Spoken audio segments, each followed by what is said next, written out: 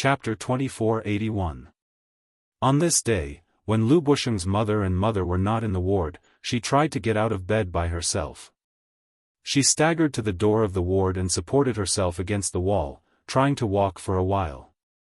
She tried her best to do more rehabilitation and to get better as soon as possible. That way, she would be able to leave this ward filled with the smell of disinfectant. Lu Jingtian slowly walked with her hands against the wall. All of a sudden, she heard a little girl's playful voice not far away. Immediately after, a rubber ball rolled to her feet. She took a deep look at it, gritted her teeth, and tried to reach out her hand to pick up the small rubber ball. She opened her fingers and picked it up with much difficulty. The joy of success instantly lit up her eyes. A series of lively footsteps quickly approached her and stopped in front of her. Immediately after, a little girl's innocent voice was heard. "Auntie, this is my rubber ball." The soft voice of a child sounded very young, about 7 or 8 years old, and was very cute and obedient. Lu Jingtian raised her head in surprise and looked at the little girl in front of her. However, when the little girl saw her face and the scars on her body, her bright and beautiful smile froze on her face and her whole body shuddered. She could not help but widen her eyes in horror. Her face was filled with fear and trepidation. She took a few steps back in horror and staggered before she burst into tears. "Wah! There's a monster! Wah wah wah wah! What a scary monster! Wah wah wah! Mommy, mommy! Help! A monster wants to eat Xin. There's a monster!" Lu Jingtian was petrified as if she had been struck by lightning. Her hand involuntarily loosened, and the rubber ball fell to the ground and rolled to the side. The little girl's continuous crying alerted the nurse. The girl's mother also rushed over from another ward when she heard the commotion. She ran over in a panic to carry the little girl, thinking that an adult was deliberately scaring the child. When she turned her head, she saw Lu Jingtian, who was frozen in the corner, and the anger on her face disappeared. She was stunned for a few seconds before she finally realized what had happened. The child was probably playful and accidentally bumped into this person. Then, she was frightened by the woman's appearance and cried. Lu Jingtian took note of the woman's face. Her fair skin was delicate and soft. Her pair of gentle eyes were as exquisite as a painting. Her entire face was perfect without a single flaw. When he thought of himself, he immediately felt ashamed of his own inferiority. Lu Jingtian's heart ached terribly. She lowered her head, unwilling to expose her face to others. "I'm not a monster. I just want to pick up the ball for her. I'm not a monster, but, that girl said she was a monster."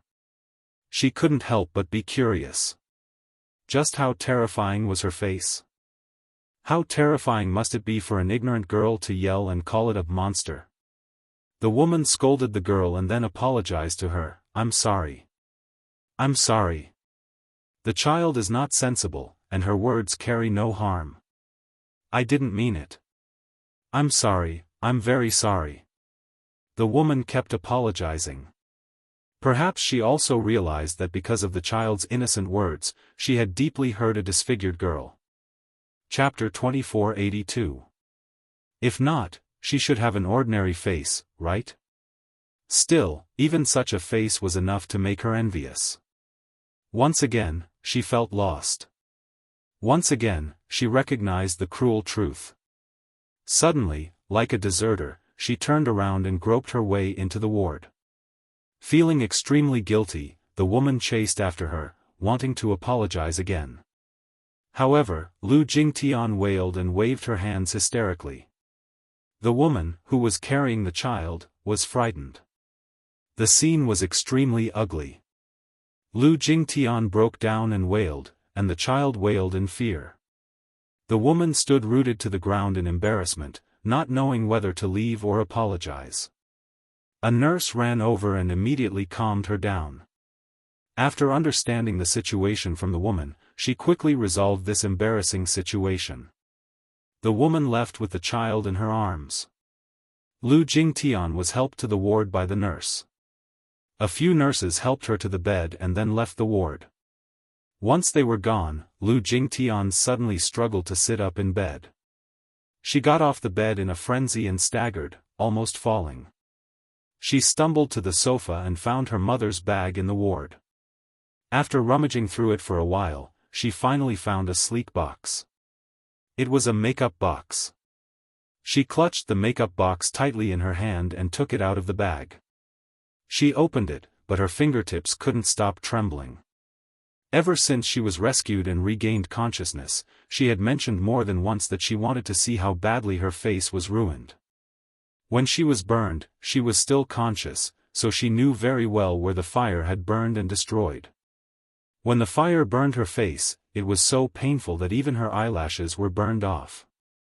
Her face was definitely ruined, but she did not know how badly it was ruined. Lu Busheng kept preventing her from looking at the mirror, advising her kindly that she should look at her face after it had completely recovered. Her mother also coaxed her and kept her from looking at the mirror.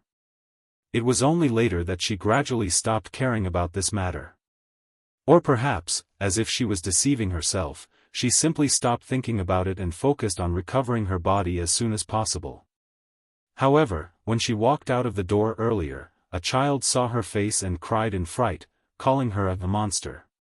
She was suddenly jolted awake and desperately wanted to know how horrible her face was at this moment. She was actually called a monster by a child? However, when she held the makeup box in her hand, she became a little timid. She suddenly did not dare to look at it. She was a little timid, a little scared, and a little flustered. She was afraid that she would break down, be upset, and be unable to accept it when she saw her face. Just as she was struggling internally, she suddenly sucked in a breath of cold air, mustered up her courage, and slowly opened the box. She then opened her eyes and looked at the small mirror in the box. Ah! She screamed. It was only when the face in the mirror showed a panicked expression that she realized that the unbearable face in the mirror really belonged to her. It turned out that her face was even more damaged than she had imagined. Riddled with holes, unsightly. Chapter 2483. By the time Madame Lu rushed back to the hospital, it was already close to evening.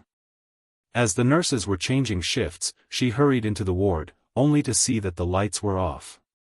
She hurriedly turned on the lights, and the moment the ward was lit up, a figure curled up in a corner of the sofa came into her sight.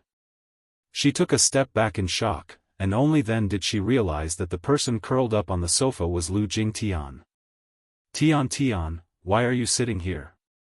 asked Madame Lu worriedly, but there was no response from her. Mama Lu immediately walked over worriedly, only to find that she was curled up in a corner like a zombie. There was no sign of life on her body. She was just curled up there, motionless. Her hands hung empty by her side, and even her back was devoid of any signs of life. She was about to ask her about it worriedly when she followed the direction of her hand and saw the makeup box on the floor. Her heart skipped a beat, and she felt suffocated for a moment. She nervously picked up the box and opened it, only to see that the mirror inside had several cracks and was in pieces. Madame Lu immediately realized what had happened. She was probably desperate to find out what had happened to her face, so she frantically searched for a mirror to take a look. Alas, when she finally saw her face, she could not accept it, and that was why she had been unable to recover from the setback until now. Lu Jingtian's mother's heart ached as she gently patted her shoulder. Just as she was about to say a few words of consolation, the latter abruptly swatted her hand away and shrank further into the corner. She screamed at her with a face full of helplessness and despair. It was as if the end of the world had arrived. Madame Lu's heart ached as she rushed forward and carefully hugged her daughter. She cried, Tian, don't be like this. Don't scare Mommy. Mommy is scared. Don't be scared, Mommy is here. Mommy will protect you and won't let anyone hurt you, okay? Stop screaming."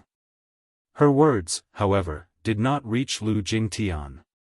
She continued to cry and throw a tantrum, as if to vent all the pain, exhaustion, and unbearable sadness of the past few days.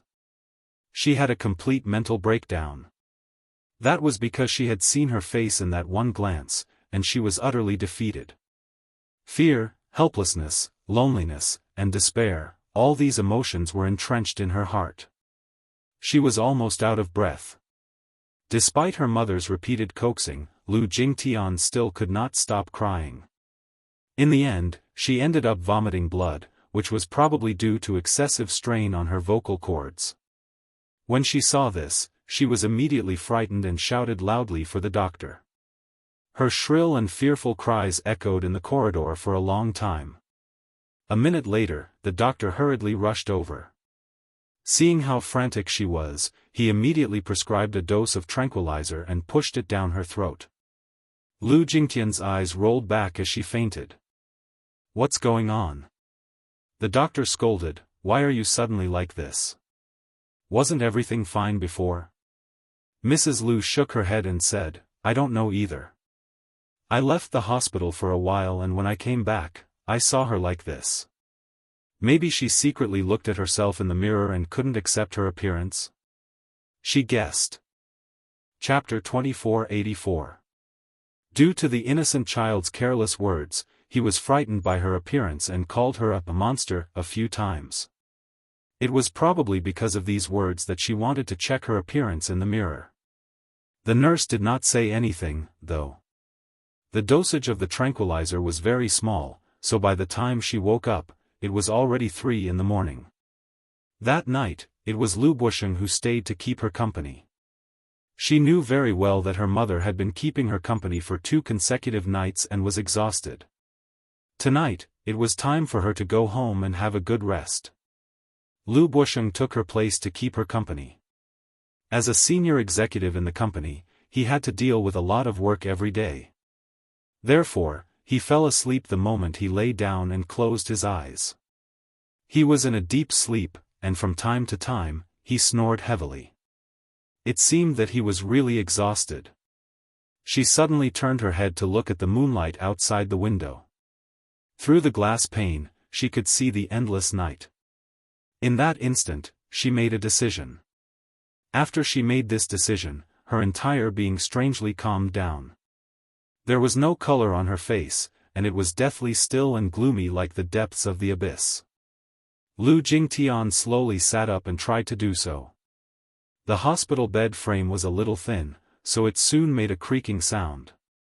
She stood still vigilantly and turned her head to look at her father, who was sleeping on the sofa. In the dark, she could still hear his smooth snoring. This strange sound did not seem to have disturbed him. She felt relieved and relaxed at the same time. She quietly lifted the quilt and struggled to move her legs. She slowly got out of bed, held the headboard for support, and slowly landed on the ground with difficulty. She stood up. This series of actions took her several minutes to complete, and she broke out in a cold sweat. The inconvenience of moving could no longer make her sad, though. That was because it was going to end soon. It was going to end these miserable days. She should have made up her mind long ago. As her thoughts ran wild, she held onto the bed for support, put on her slippers, and walked toward the door with heavy footsteps.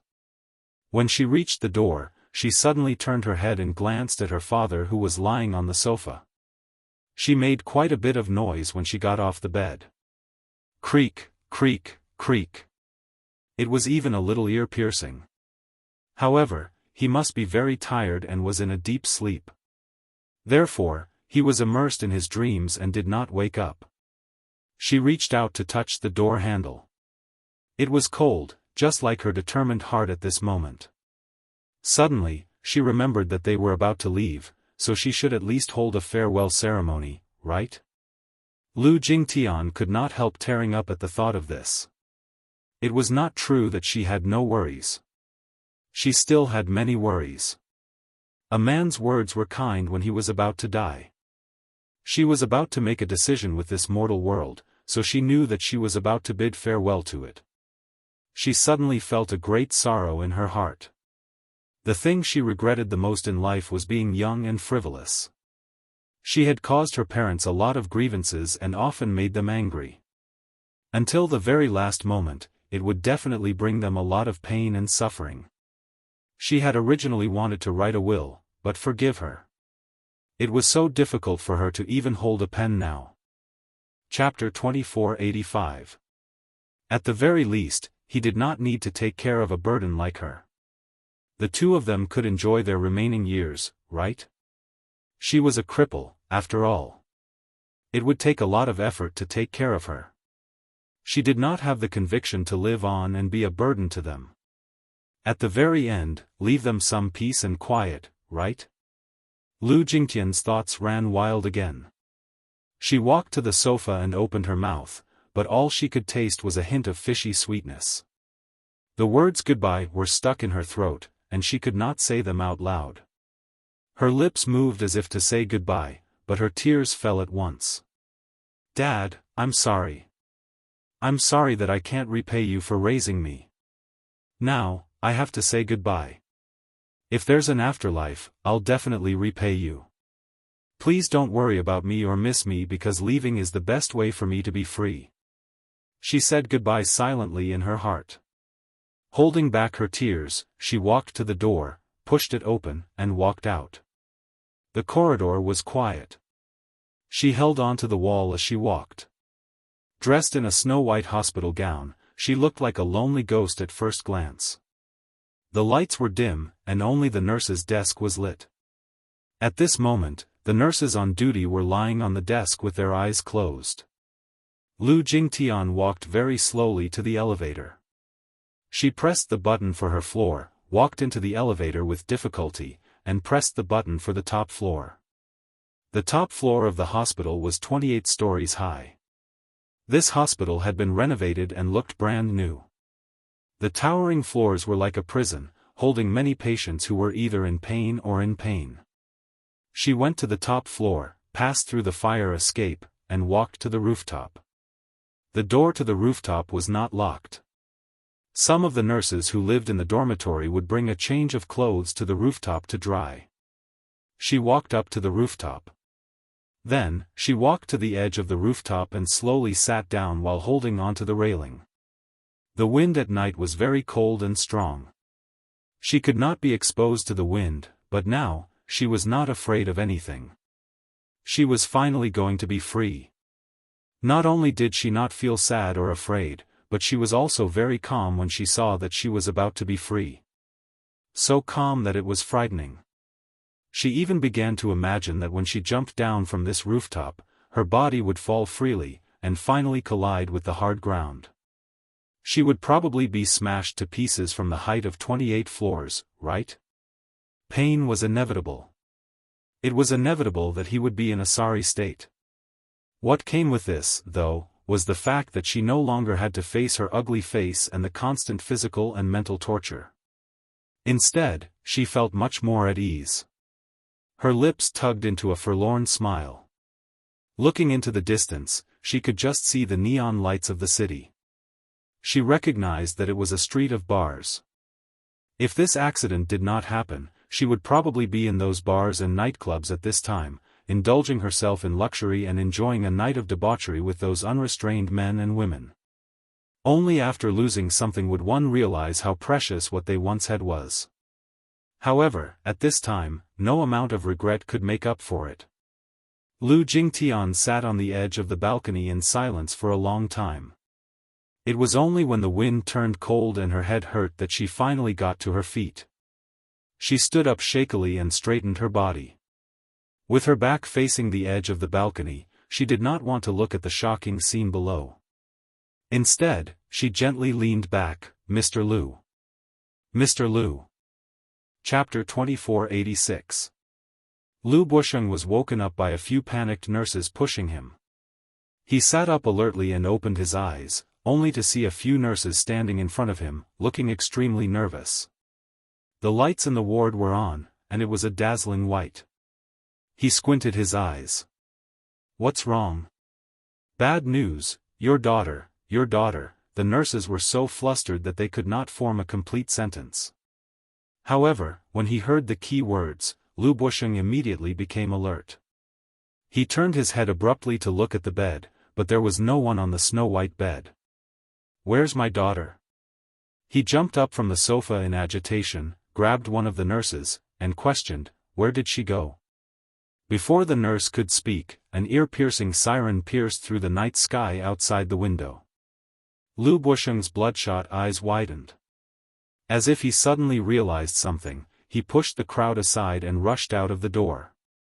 2 police cars drove into the inpatient department.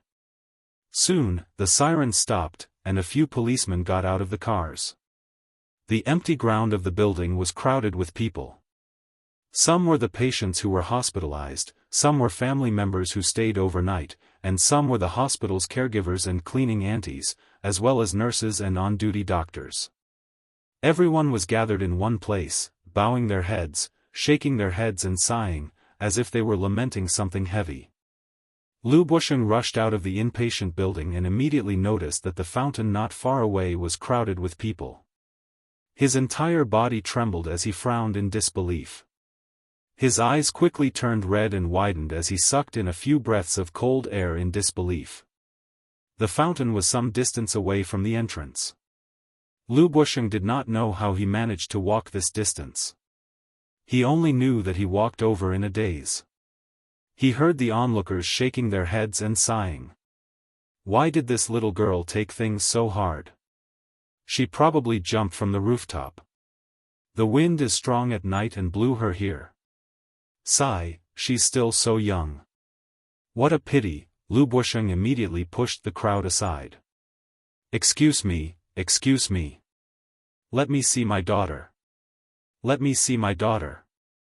When the crowd heard that the father of the deceased was here, they immediately made a path for him silently. However, there were still many kind-hearted people who said quietly, "Sir, please restrain your grief and accept this." Lu Busheng pushed through the crowd and rushed in. He immediately saw the pool of blood on the ground that was surrounded by the crowd. Falling from a high place, he died miserably. One of his legs was broken, and his flesh was badly mangled. It was too horrible to look at. Lu Busheng suffered a great visual impact. He felt that he couldn't connect his breath and almost fell to the ground. The police quickly walked over to protect the scene. Then, they heard a man's desperate and sorrowful cry from the crowd, "Tian Tian." The next day, news of Lu Jingtian's death by jumping off a building spread like wildfire. Lu Busheng was unable to bear the pain of losing his daughter. He suddenly suffered a myocardial infarction and was sent to the emergency room. Mama Lu, who had rushed over upon hearing the news, also fell ill when she learned that her beloved daughter had jumped to her death. The couple was sent to the emergency room at the same time.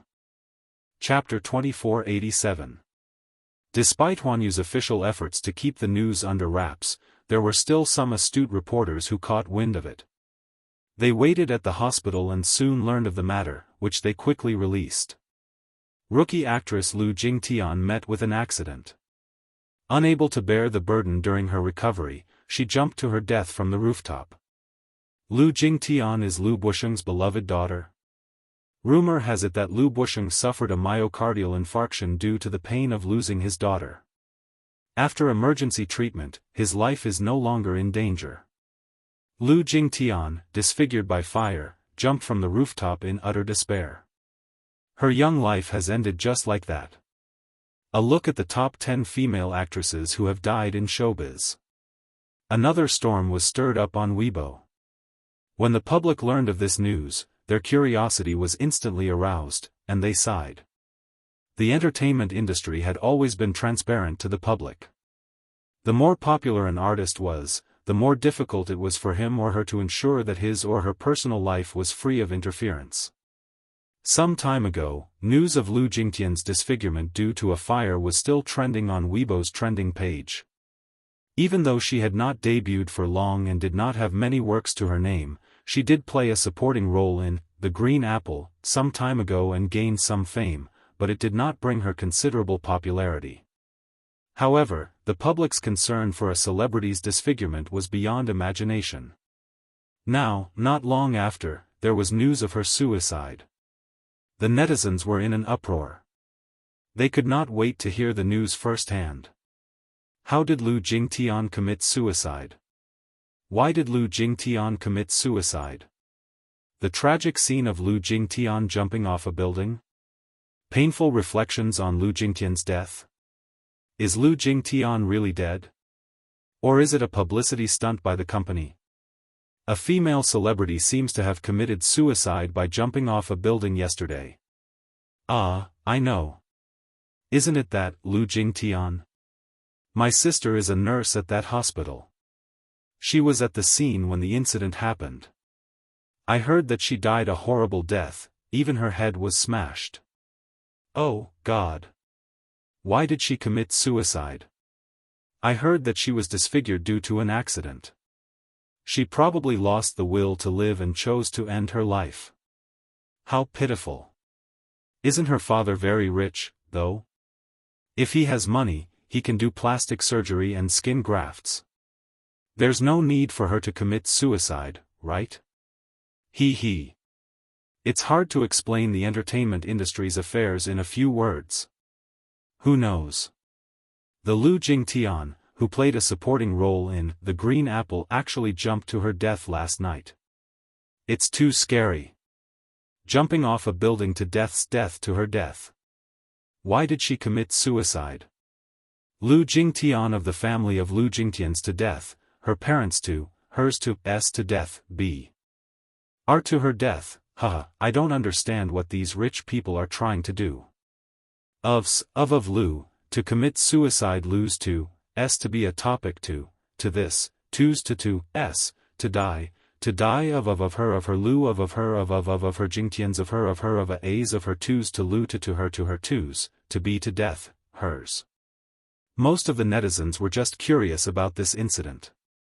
Chapter 2488. The next day after Lu Jingtian's death, a few unscrupulous reporters sneaked into the hospital's morgue with their SLR cameras to take photos of her body. Naturally, the hospital had strict security and quickly sent these unscrupulous reporters to the police station. However, even so, these reporters still kept the negatives.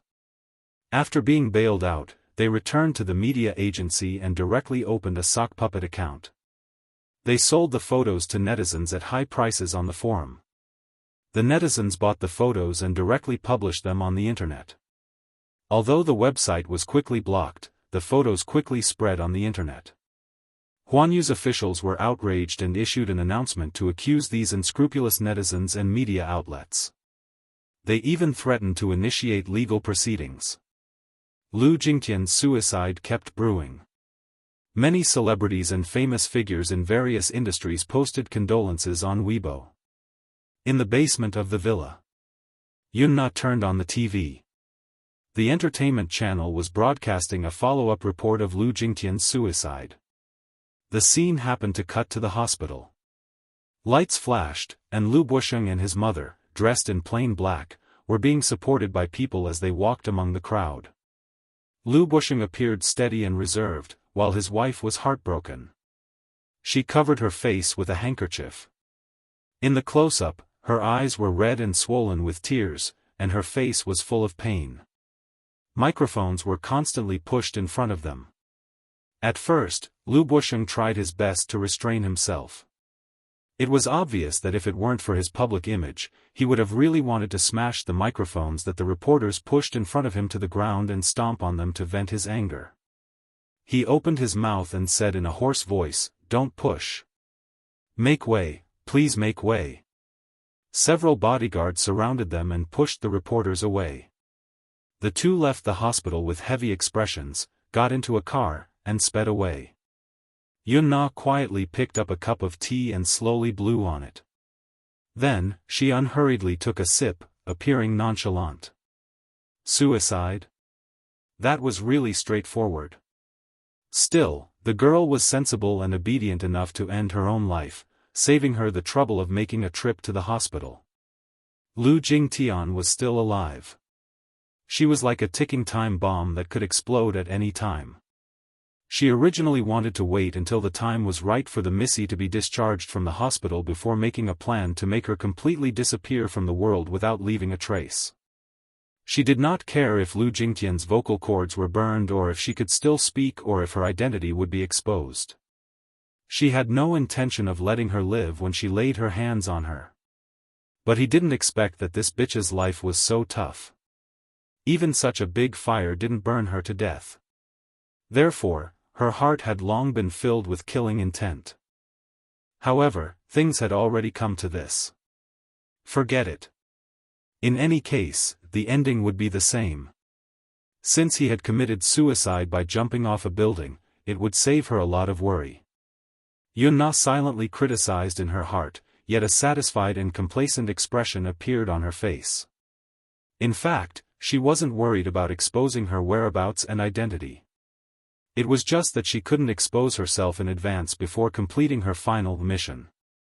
To put it bluntly, even if Lu Jingtian did not accuse her and Yun Yeqing did not expose her, she would not be afraid even if she was arrested.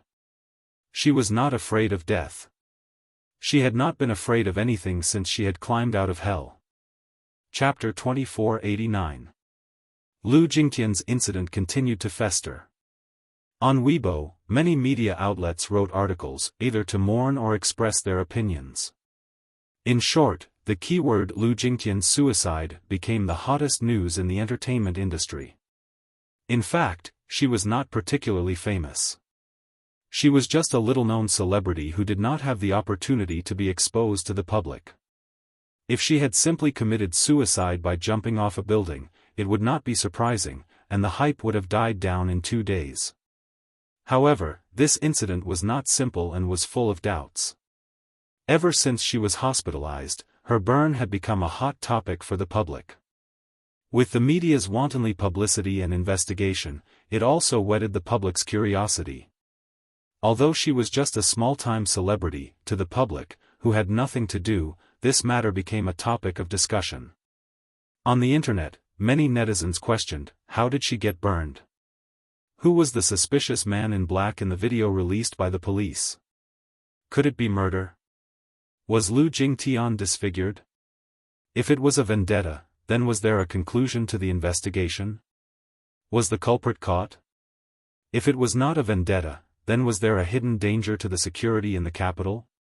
Just as this matter had yet to be fully explained, the news of Lu Jingtian's suicide by jumping off a building quickly swept across the headlines of major media outlets. Lu Jingtian's suicide was confusing from start to finish. Just 2 days after the incident, Huanyu released a painful obituary to announce the matter.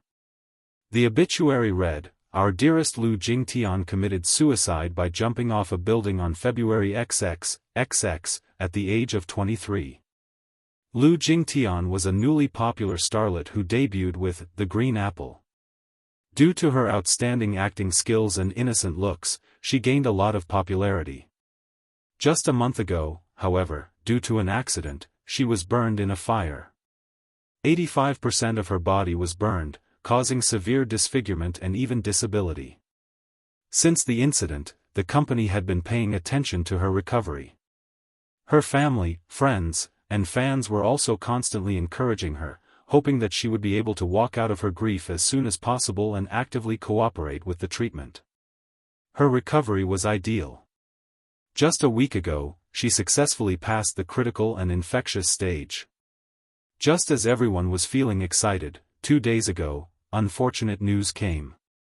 Our beloved Jingtian still could not walk out of the pain of her disfigurement. 2 days ago, at 3 a.m., she jumped off the rooftop of a hospital building and died.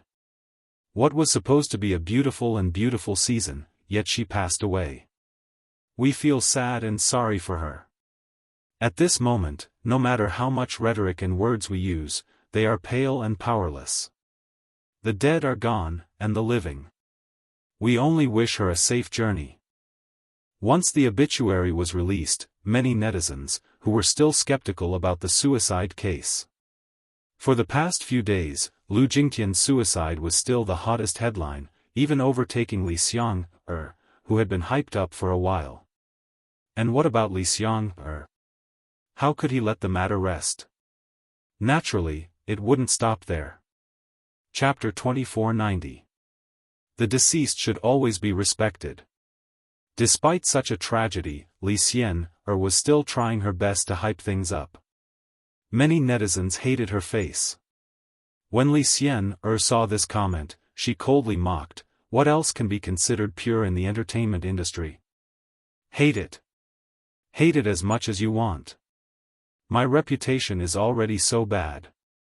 Since that's the case, I'll focus on creating hype until I become famous." She was indignant, but she also wanted to fight for her dignity. She was determined to become an even more popular celebrity than Yunshushi. This had become her ambitious goal. Of course, this was all in the future. On the other side, Yunshushi, together with the two lads, and Mu Yaja, boarded a private flight to Norway for the first stop of the wedding photo shoot. On the day of Lu Jingtian's suicide, she happened to be on the plane with her phone switched off.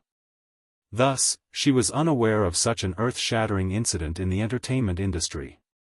Qin Zhou had been busy assisting Ji Lin in dealing with Lu Jingtian's matter. Lu Jingtian's father, a senior executive of Huanyu, was unable to recover from the loss of his beloved daughter and was bedridden. Hence, after this incident, the funeral was handed over to Ji Lin to handle. Everyone in Huanyu was solemn and busy. Qin Zhou did not specifically inform Yunshushi. After all, her wedding photo shoot was a joyous occasion, and he naturally did not want to dampen her spirits. Hence, he took some time out of his busy schedule to log on to Yunshushi's Weibo and post his condolences. Of course, this time, he had learned his lesson.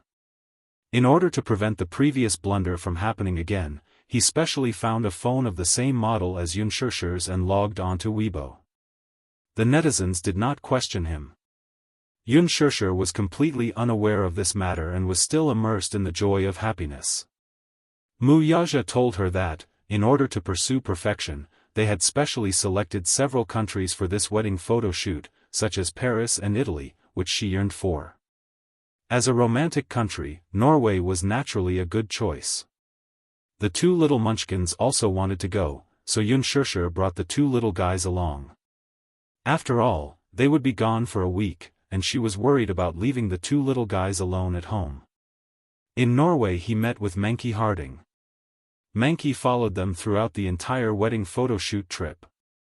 Mu Yaja had already finalized the schedule with him before this. Their first stop was Trolltunga in Norway. Trolltunga was a magical rock located in the Skjeggedal mountain in Norway. It was also translated as Giant's Tongue in Chinese. The reason why it was called Giant's Tongue was because the rock protruded far out of the cliff like a tongue, so it was called Giant's Tongue. Trolltunga mountain was steep. For the sake of scenery and safety, Mu Yaja used a helicopter to land directly on the mountain. As for Menki, he climbed up another mountain in the distance to film the scene. On the beautiful Trolltunga, there were extremely stunning silhouettes.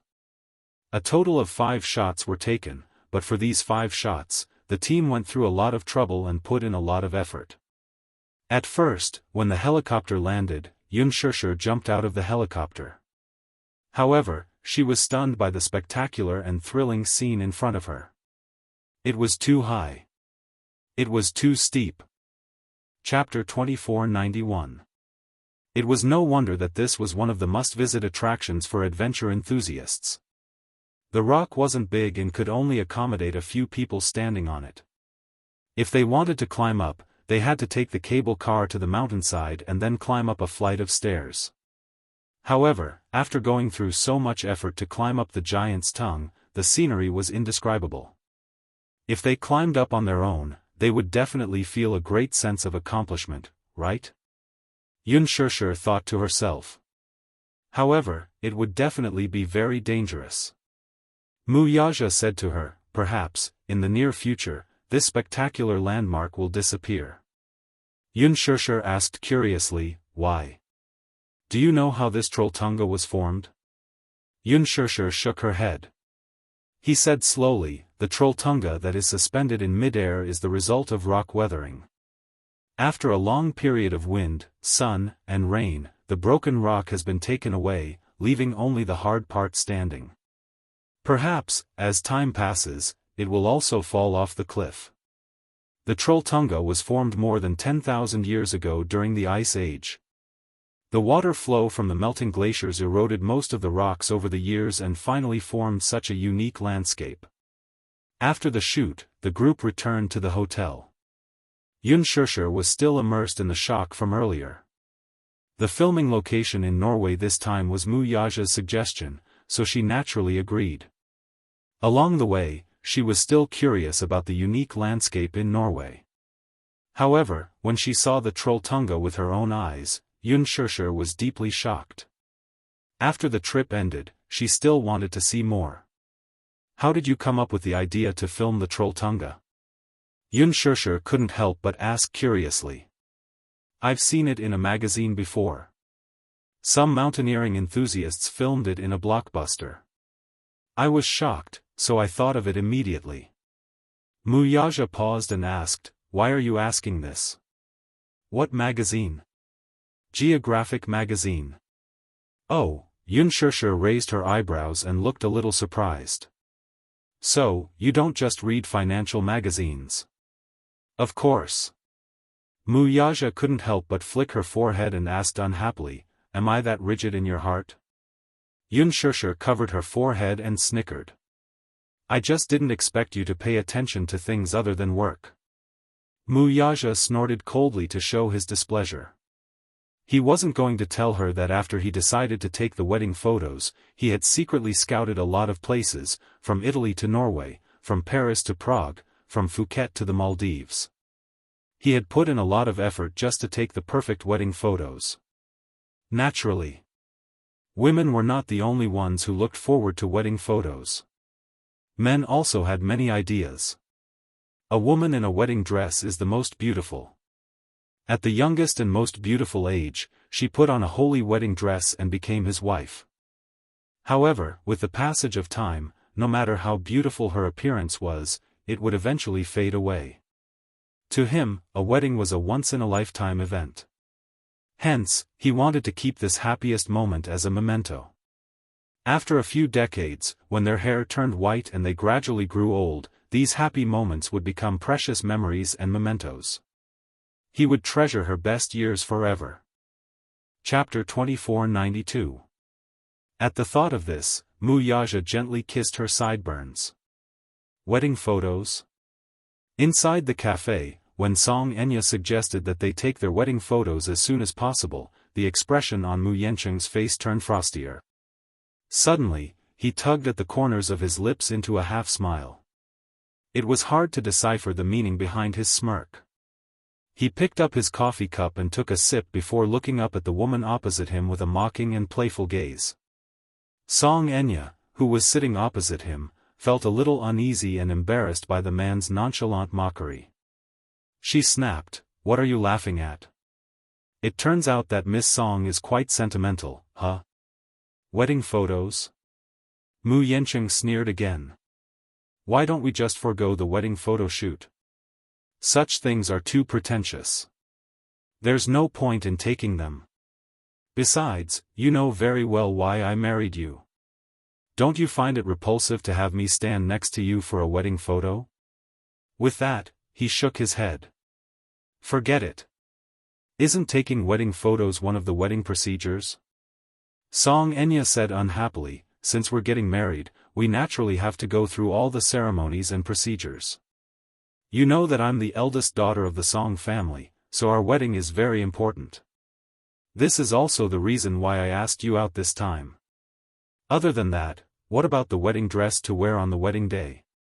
My mom said that we're only getting married once, so the wedding has to be grand and dignified. The wedding dress must be personally designed by a famous designer, and it has to be custom-made. Also, the accessories and jewels to go with the dress and the diamond ring must be of a larger size. It can't be too shabby." Song Enya was still fuming over the wedding gown incident. What right did Xianxia have to have so many custom-made wedding dresses? It's just a wedding, is there a need to have so many custom-made wedding dresses? Can she wear all of them?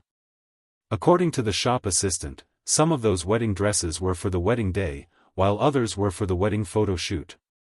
Brother Mu is really particular about this wedding. Even the wedding dresses for the photo shoot were custom-made for that B*TCH to choose from. Choose. He might as well pick blindly. God knows how jealous she was. Therefore, when it came to her marriage, Xianxia was especially obsessed with a wedding dress, to the point of being morbidly obsessed. The more Mu Yanqing listened, the more impatient he became. Mu Linfeng had told him that it would be beneficial for him to have the Song family on his side. Xianxia, as a trump card, could still be put to good use. Hence, he wanted him to be more tolerant of her. At the very least, he was not to damage the harmony between the two families. As for Xianxia's conditions, as long as they could fulfill them, they should not make things too difficult for her. They should at least consider the Song family's feelings. Alas, now that things had come to this, the sight of Xianxia's rouged face was enough to make him lose his appetite. Just sitting across from her and looking at her made him feel uncomfortable all over. Alas, he was already tired of dealing with an unruly woman like Xianxia. This time, Xianxia had asked him to come over to discuss the wedding process. Mu Yanqing happened to have some free time, so he went to meet her. Chapter 2493. Regarding Meng Qingshue's matter, he had already discussed it with Mu Linfeng. The latter had relented, saying that as long as he married Xianxia, the muse would not have any objections if he were to marry a concubine after the situation stabilized. Mu Yanqing was overjoyed when he heard this. Hence, he was determined to find Meng Qingxue. He was very dissatisfied and angry with Meng Qingxue. What is this woman trying to do? She had mysteriously disappeared, mysteriously left his side, mysteriously disappeared without a trace. When she left, she did not bring much money with her. Where could she have run to? In the message, she told him that the child had been aborted. However, based on his understanding of her, he was certain that this woman would not abort the child. If she had really aborted the child, she would definitely not touch the money in the account. Before she left, she had withdrawn a sum of money from the account. It was not much, but he guessed that it was probably because it would be inconvenient for her to work when she moved to another city, so she needed a sum of money to take care of the baby. The child must have not been aborted. Mu Yanqing had been troubled by Meng Qingshue's matter. He did not know what kind of demon had possessed him to be distracted all day because of a woman. What a spineless person. On one hand, he hated himself for not being free and easy enough, and on the other, he hated her for being heartless. However, it was only after Meng Qingxue left that he suddenly realized that this little woman, who he had not taken to heart all this time, actually occupied such an important place in his heart. All along, he had not cared much about her because he was certain that she could not leave him. Other than staying by his side, she had nowhere else to go. It was because of this confidence that he did not seem to cherish her very much. However, when this little woman, who had always been delicate and naive, suddenly disappeared overnight and left him alone with the unborn child in her womb, he anxiously realized that he could also be so restless and anxious because of a woman. For a few days, he did not have a good night's sleep. In his half-awake state, he would always dream of her face. When he woke up in a daze, he always had the illusion that she was sleeping beside him. However, he hurriedly turned on the light and looked at the empty bed beside him. It was icy cold, and his heart was filled with an indescribable sense of loss. Where exactly did she go? There was no news of her. Even if she left a trace, it would be good. At least, it would give him a glimmer of hope. But this heartless woman had left in such a way that she didn't even leave behind a single clue. It made him look like an idiot, aimlessly searching for her. He didn't even know when he would find her. But now? He was going to marry Xianxia. Actually, to him in the past, it did not matter who he married. He thought that marriage was just a dignified procedure. It did not matter who the marriage partner was, as long as it was beneficial to him. Although the Song family could not be compared to the Lin's family, if the two families were to marriage was a marriage, it would definitely be able to resolve the imminent crisis for the Mu group as long as it was beneficial to him. For him, it would be of great help. Chapter 2494. When the time came, he could brazenly bring any woman he wanted back to the Mu family. His wife would not have the right to speak. However, once the wedding date approached, he suddenly felt that marriage was meaningless. After Meng Qingxue left, he tried going to nightclubs to hunt for women like he used to. However, looking at those women with heavy makeup, he suddenly felt that they were very foreign and distant, as if they were unreachable. He also felt that getting to know a new woman and starting a new relationship was an extremely tiring thing. Every time this happened, Meng Qingxue's charming smile would uncontrollably appear in his mind. She lay in his arms and smiled foolishly like a lazy kitten, which was very seductive. Yancheng, she reached out and hooked her arms around his shoulders as she muttered in her sleep. Mu Yancheng. An angry voice finally brought him back to reality. Mu Yancheng came back to his senses and saw Song Enya's angry face. Mu Yancheng, you're distracted. Didn't you hear what I said just now? What did you say? I said that my wedding gowns must be custom-made by a famous designer. It's best if there are 5 of them. 2 will be worn on the wedding day and 3 will be reserved for the wedding photo shoot. Can you do that? Her tone was almost interrogative and very impolite, as if she was giving an order. 5 wedding gowns? Mu Yancheng was quite shocked. This woman was really demanding an exorbitant price. He did not have the mental and physical energy to prepare these. It was not that he could not bear to spend the money on 5 wedding gowns, but he felt that it was unnecessary. Preparing these required not only time and money but also energy. He did not have the patience. Uncontrollably, he recalled the bits and pieces of Meng Qingxue. He vaguely remembered one time when she held his arm and watched a TV show with him. The show was about the style and design of wedding gowns. He said disapprovingly, "A wedding gown is just a procedure for a wedding. It's not worth paying so much attention to." Meng Qingxue pouted coquettishly. It's a girl's ultimate dream to wear a beautiful wedding gown and marry the person she loves. When he heard this, he could not help but ask, "Is this also your ultimate dream?" "Of course not." Pausing for a moment, she said, "My dream is to be with you. If we can get married, I'll feel very lucky. I'm not picky about the wedding gowns. They're simple designs. Even if they're not luxurious or expensive, I don't care." After saying that, she said very proudly, "Because I'll look beautiful no matter what wedding gown." He smiled and kissed her affectionately. "You sly little thing. If you like it, I'll get someone to customize it for you." "Really?" she happily asked, "Will you marry me?" However, he was stunned and fell silent for a moment. Meng Qingxue knew that she had accidentally touched his taboo. He had once told her that he had no intention of getting married when he was with her. Chapter 2495. Since this is your ultimate dream, I've made up my mind. If I can't marry you in the future, I'll give you a wedding gown and have it custom-made for you by a famous designer. What do you think? Meng Qingxue's expression dimmed when she heard this. She did not reply immediately, but a heart-palpitating disappointment appeared on her face. That expression was deeply engraved in his mind.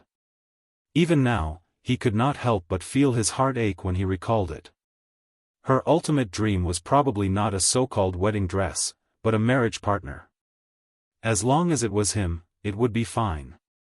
If I really marry you, I'll definitely be so emotional that I'll cry at the wedding, right? She had once said this desolately. Mu Yancheng snapped out of his thoughts and suddenly mocked, 5 wedding gowns? Song Enya, you're really interesting. He raised his head and said, "You know very well why we're getting married. We'll just go through the formalities for the wedding ceremony as an explanation to the songs.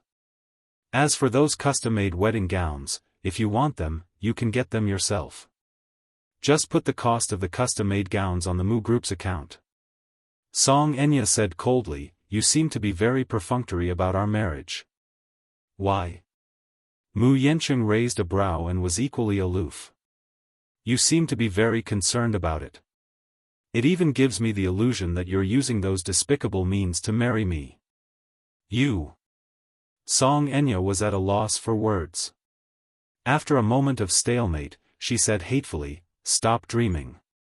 I want to marry you." Ha ha. Mu Yencheng, this joke isn't funny at all. I just don't want to lower my status and wrong myself. Given the status of the songs and the muse, our wedding naturally can't be casual. It has to be grand and dignified.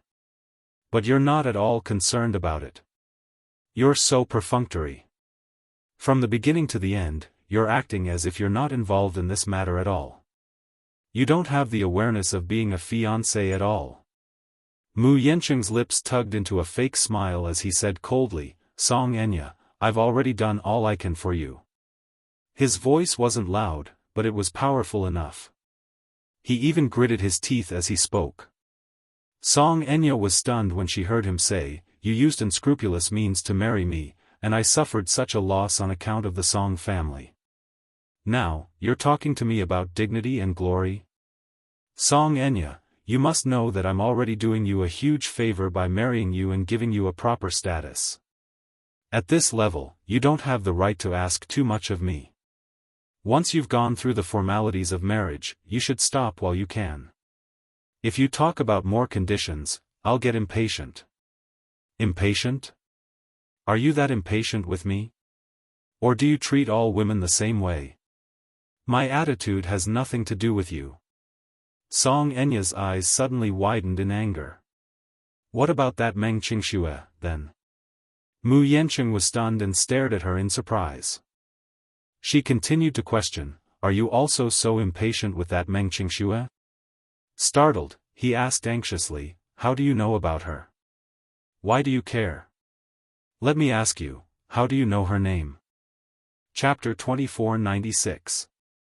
Naturally, Song Enya would not tell her about how she had forced Meng Qingxue to back off as the empress that night. She took it for granted that, since Mu Yencheng would become her husband sooner or later, and she had no way out, she had to get rid of all the other women around him to strengthen her position as his legal wife. Hence, she acquiesced to his suspicions and said matter-of-factly, "You're my fiancé and future husband. As your future wife, it's only natural that I investigate your past thoroughly.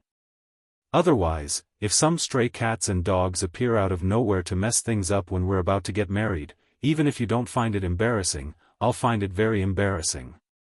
After saying that, she casually stirred the coffee, but her heart was filled with guilt. She had almost been exposed.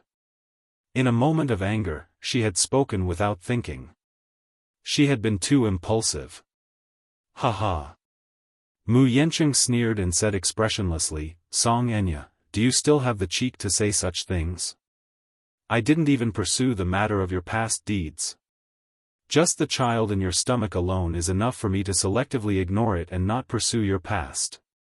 If I were to pursue it, your history must be very interesting, right? I hope that you can keep the matter of artificial insemination a secret and not expose it to the public. Otherwise, the muse and songs will be embarrassed along with you." He paused for a moment to admire the lady's ashen face before he continued calmly. "Speaking of which, I'm really impressed by you. It's not that I've never seen a woman throw herself at a man, but the things you've done are really impressive. In order to stick to Muyaja, you even went to the US to undergo artificial insemination. But, it's really hard on you. You fought so hard, but in the end, you fell to this point. You went through so much trouble, but you finally married into the Mu family as you wished. Now, I wonder if you're satisfied?" Song Enya could not take it anymore. Although Mu Yencheng said these words with a smile, there was a hidden dagger in his smile. Every word he said was hurtful. She felt extremely aggrieved, but she had to pretend to be calm on the surface. She said sternly, "Mu Yencheng, shut up. It's not up to you to comment on my affairs." Mu Yencheng laughed. "All right, I won't gossip about your past deeds. However, please don't make irresponsible remarks about my matters. Song Enya, let's have a frank talk. After we get married, you just have to take care of yourself and not interfere with my private life. No matter what woman I find outside, it's not up to you to tell me what to do. Do you understand? Looking for a woman? The Missy flew into a rage out of humiliation. Do you know what you're saying? Mu Yancheng retorted coldly, you should know the Mu family's tradition, right? Once I become the official head of the Mu Jia, then I will have the right to marry a few concubines. Although she doesn't have an official status and her seniority isn't as high as yours, she can still enter the Mu family and live under the same roof as you. Since you've decided to marry into the Mu family, then you should be mentally prepared for this. Do you understand? No. Chapter 2497. Song Enya laughed out of anger. Mu Yancheng, you're really something. I haven't even married into your family, yet you're already making an agreement with me? Now you're talking to me about a concubine, and you're even brazenly saying it in front of me. What, concubine? Do you think this is an ancient royal family? What era are we in now? We only have one wife, do you still want to have multiple wives? Impossible. I won't allow you to do that. He could not help sneering. Song Enya, you have no right to interfere in my affairs. As the young mistress of the Mu family, you only need to learn to be a virtuous wife after marrying into the family. You have no right to interfere in other matters.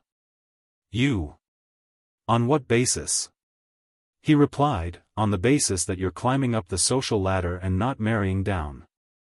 Song Enya was stunned. Climbing up the social ladder?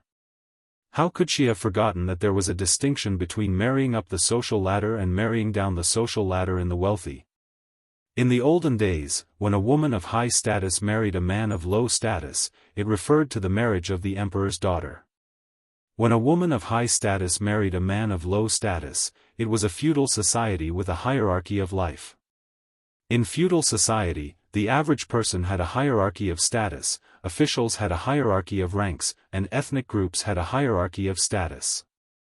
When a woman of high status married a man of lower status, it was called marrying down the social ladder, such as the Empress Dowager marrying down the social ladder, or the emperor's daughter marrying down the social ladder.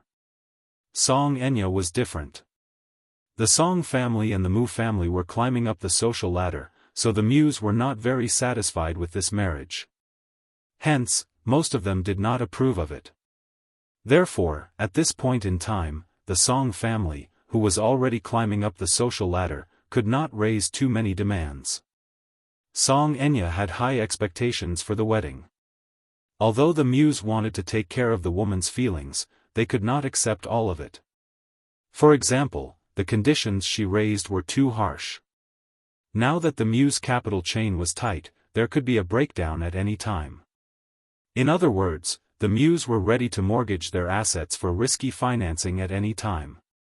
Mu Yancheng was naturally displeased that she was being so picky about the wedding.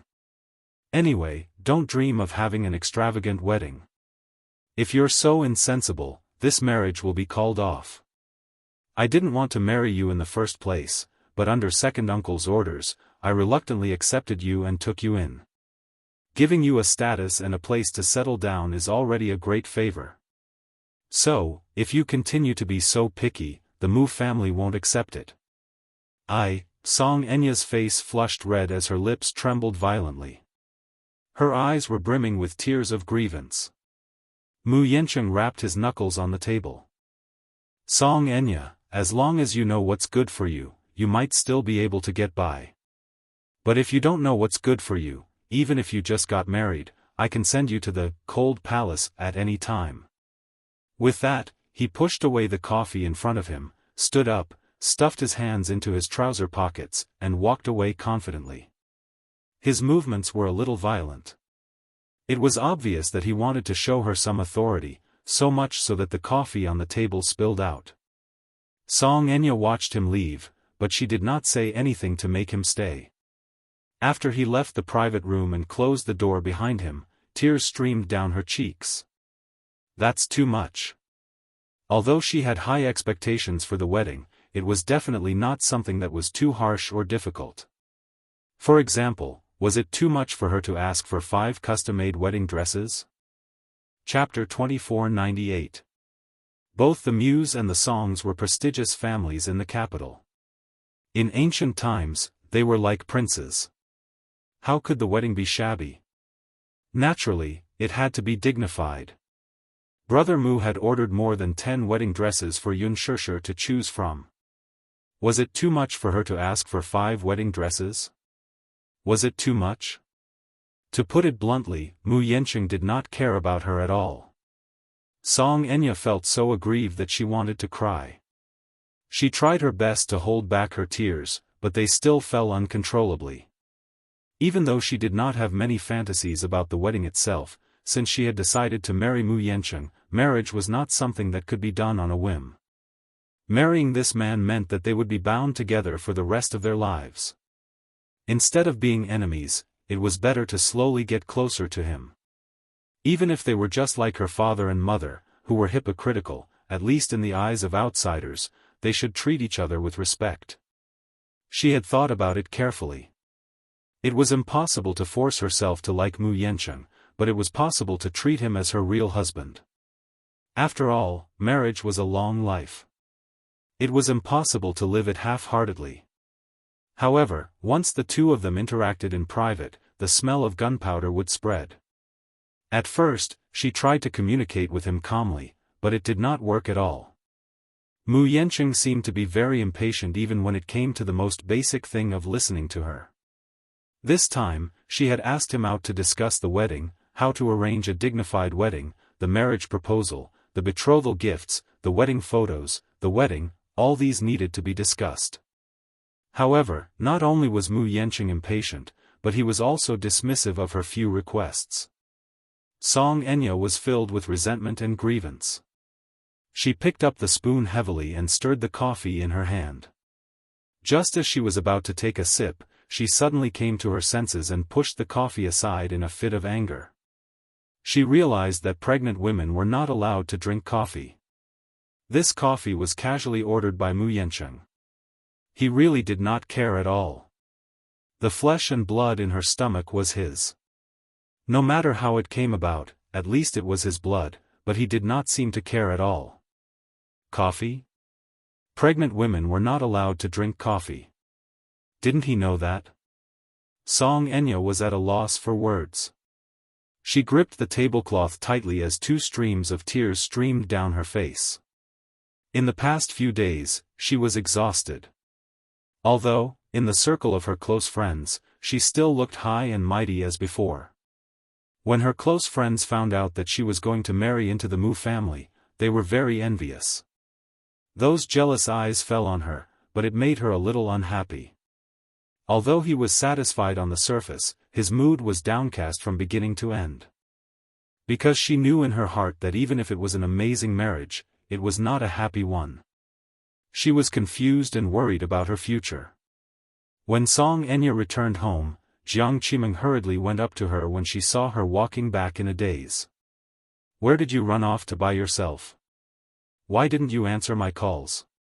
She was extremely worried when she saw Song Enya going out in the afternoon. She made several calls, but no one picked up. "Nothing?" Song Enya asked in annoyance. Noticing her mother's flustered look, she asked curiously, "Mom, what's wrong? Why do you look so pale?" Chapter 2499. At the mention of Lu Jingtian, Song Enya's expression softened and she replied nonchalantly, "Oh, I thought it was something serious.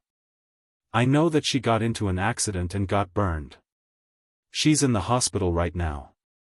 I went to visit her some time ago, and the doctor said that she's recovering well." Even though Lu Jingtian was Song Enya's best friend, it was not as though she had a close relationship with her best friends in their circle. The two could only be said to be very close, but they were not close enough to confide in each other. Moreover, with so many things happening in the Song family recently, Song Enya was physically and mentally exhausted. Her mentality had undergone a huge change, and she no longer cared about anything. "It's not about that. It happened a few days ago. Jingtian committed suicide by jumping off a building. Do you know about this?" Song Enya nodded absent-mindedly. Suddenly, she came to a realization and widened her eyes. What? 5 days ago, she committed suicide by jumping off the rooftop of the hospital. Jiang Qimeng said, the day after tomorrow will be the 7th day of her death. The Lus are preparing to hold a farewell ceremony for her. Are you going? This news came too suddenly, and Song Enya was not mentally prepared for it. She was dumbfounded. How is that possible? Mom, is this news accurate? Of course. Jiang Qimeng said, I only confirmed this after reading the obituary published by Huanyu in the newspaper. Her farewell ceremony is the day after tomorrow. Since you're so close to her, you should attend it. But I can't, Song Enya hesitated. I'm getting married soon. It's taboo to attend a funeral and a happy occasion.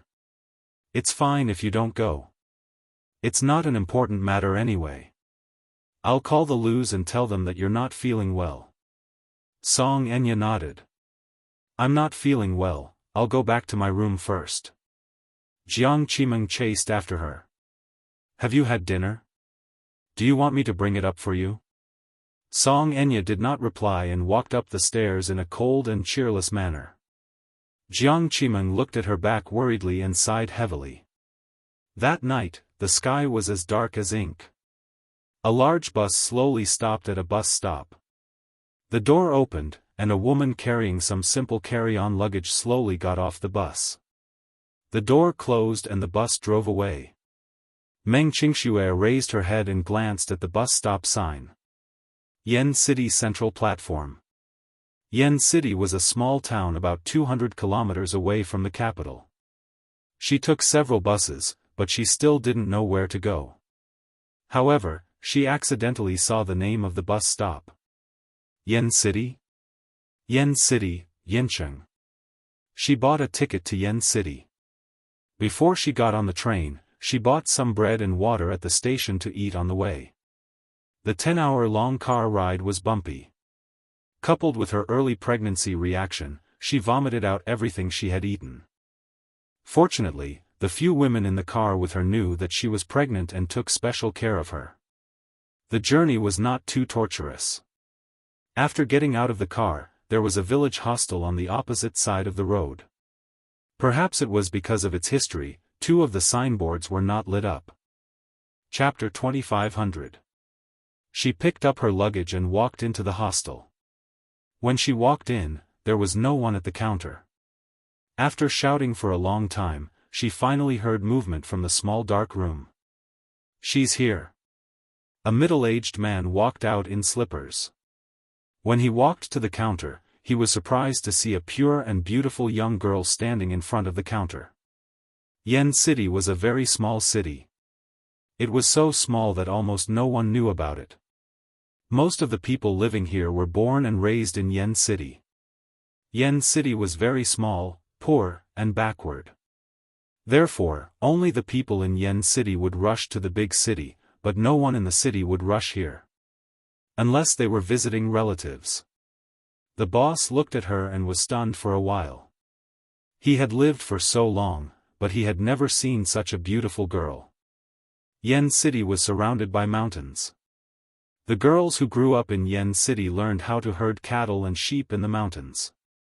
Their skin was rough from the wild wind in the mountains, and they didn't know how to apply any skincare products. Young girls were not much different from middle-aged women in their 30s or 40s. Their hair was messy, their clothes were sloppy, and they didn't care about their appearance. But this girl was obviously from a good family. She wore decent clothes, had a pretty face, and her skin was extremely good.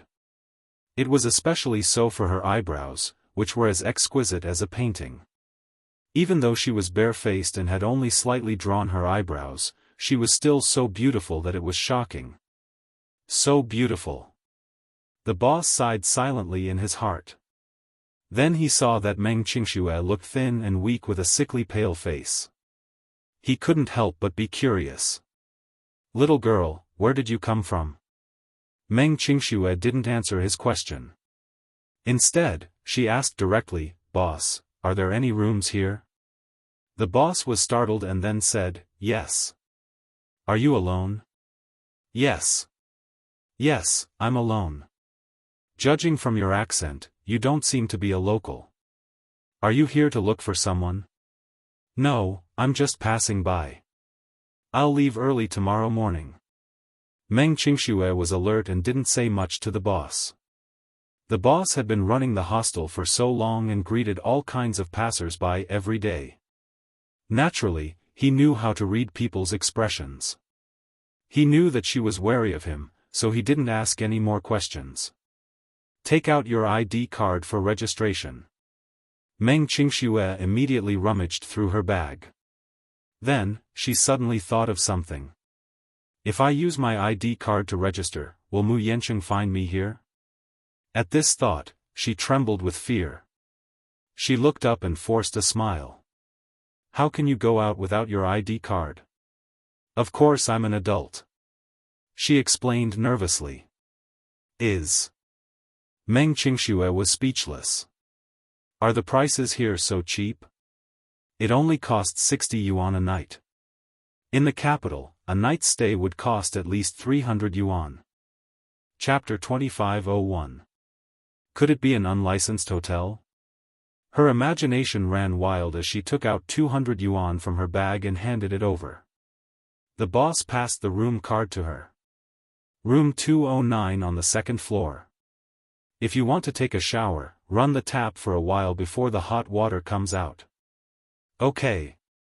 Meng Qingxue nodded. Just as she was about to turn around, a few shirtless young men came down from the stairs. Boss, 2 packs of 24 furlong king. The boss replied cheerfully, okay. He took out 2 packs of cigarettes from the counter and asked, how's the harvest tonight? Sigh, bad luck. I've lost so badly that I've almost lost all my wife's money. How much did you lose? 10,000 yuan. The boss was speechless. Aya, that's a lot.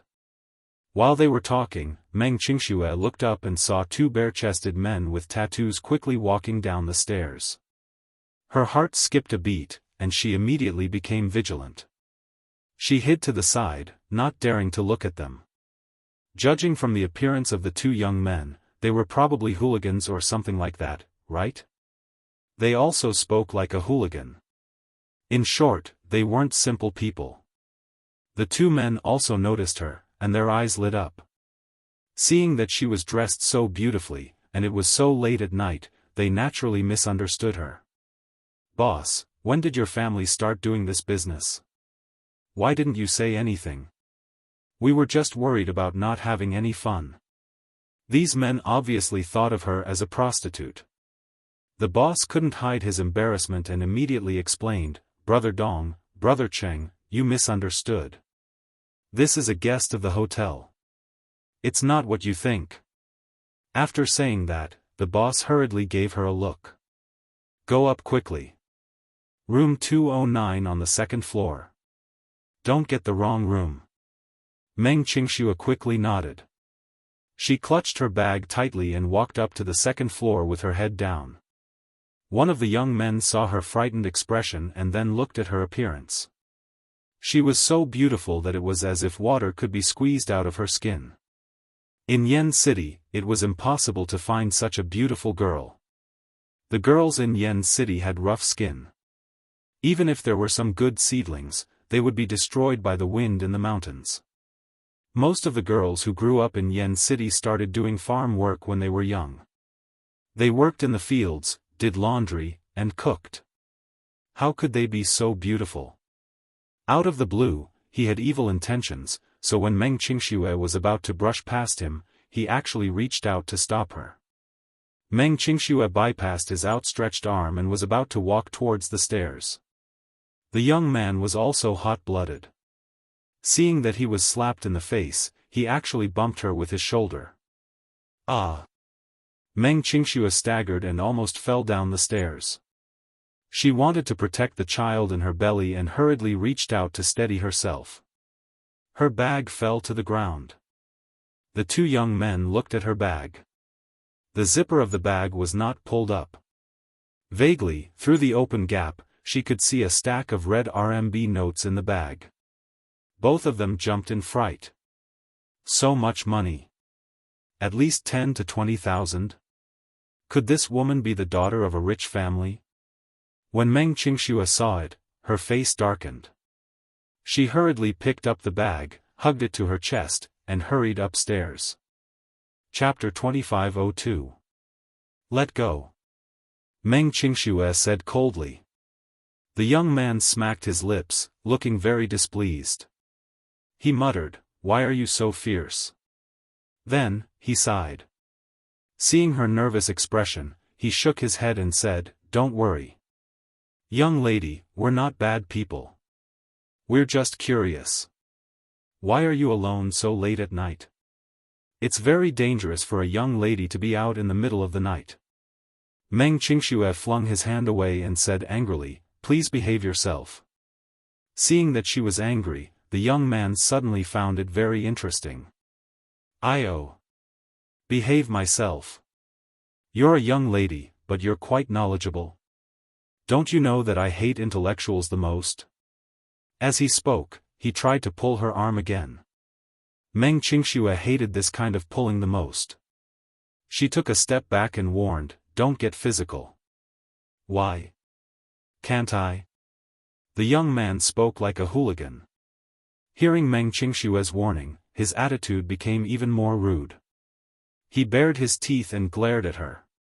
Meng Qingxue was scared out of her wits. However, even so, she still pretended to be calm and said fiercely, "Please show some respect. Otherwise, I'm going to call the police." Seeing that she was going to call the police, the young man raised his eyebrows. However, he let go of her hand and cursed. The boss quickly came up to smooth things over. Brother Dong. She's a guest. If you make things difficult for her, you'll be destroying my place. She's a young lady, and it's not easy for her to come all the way here. She's rushing back to her room to rest. Don't make things difficult for her." Okay. I got it." Brother Dong waved his hand. The boss quickly gave Meng Qingxue a look.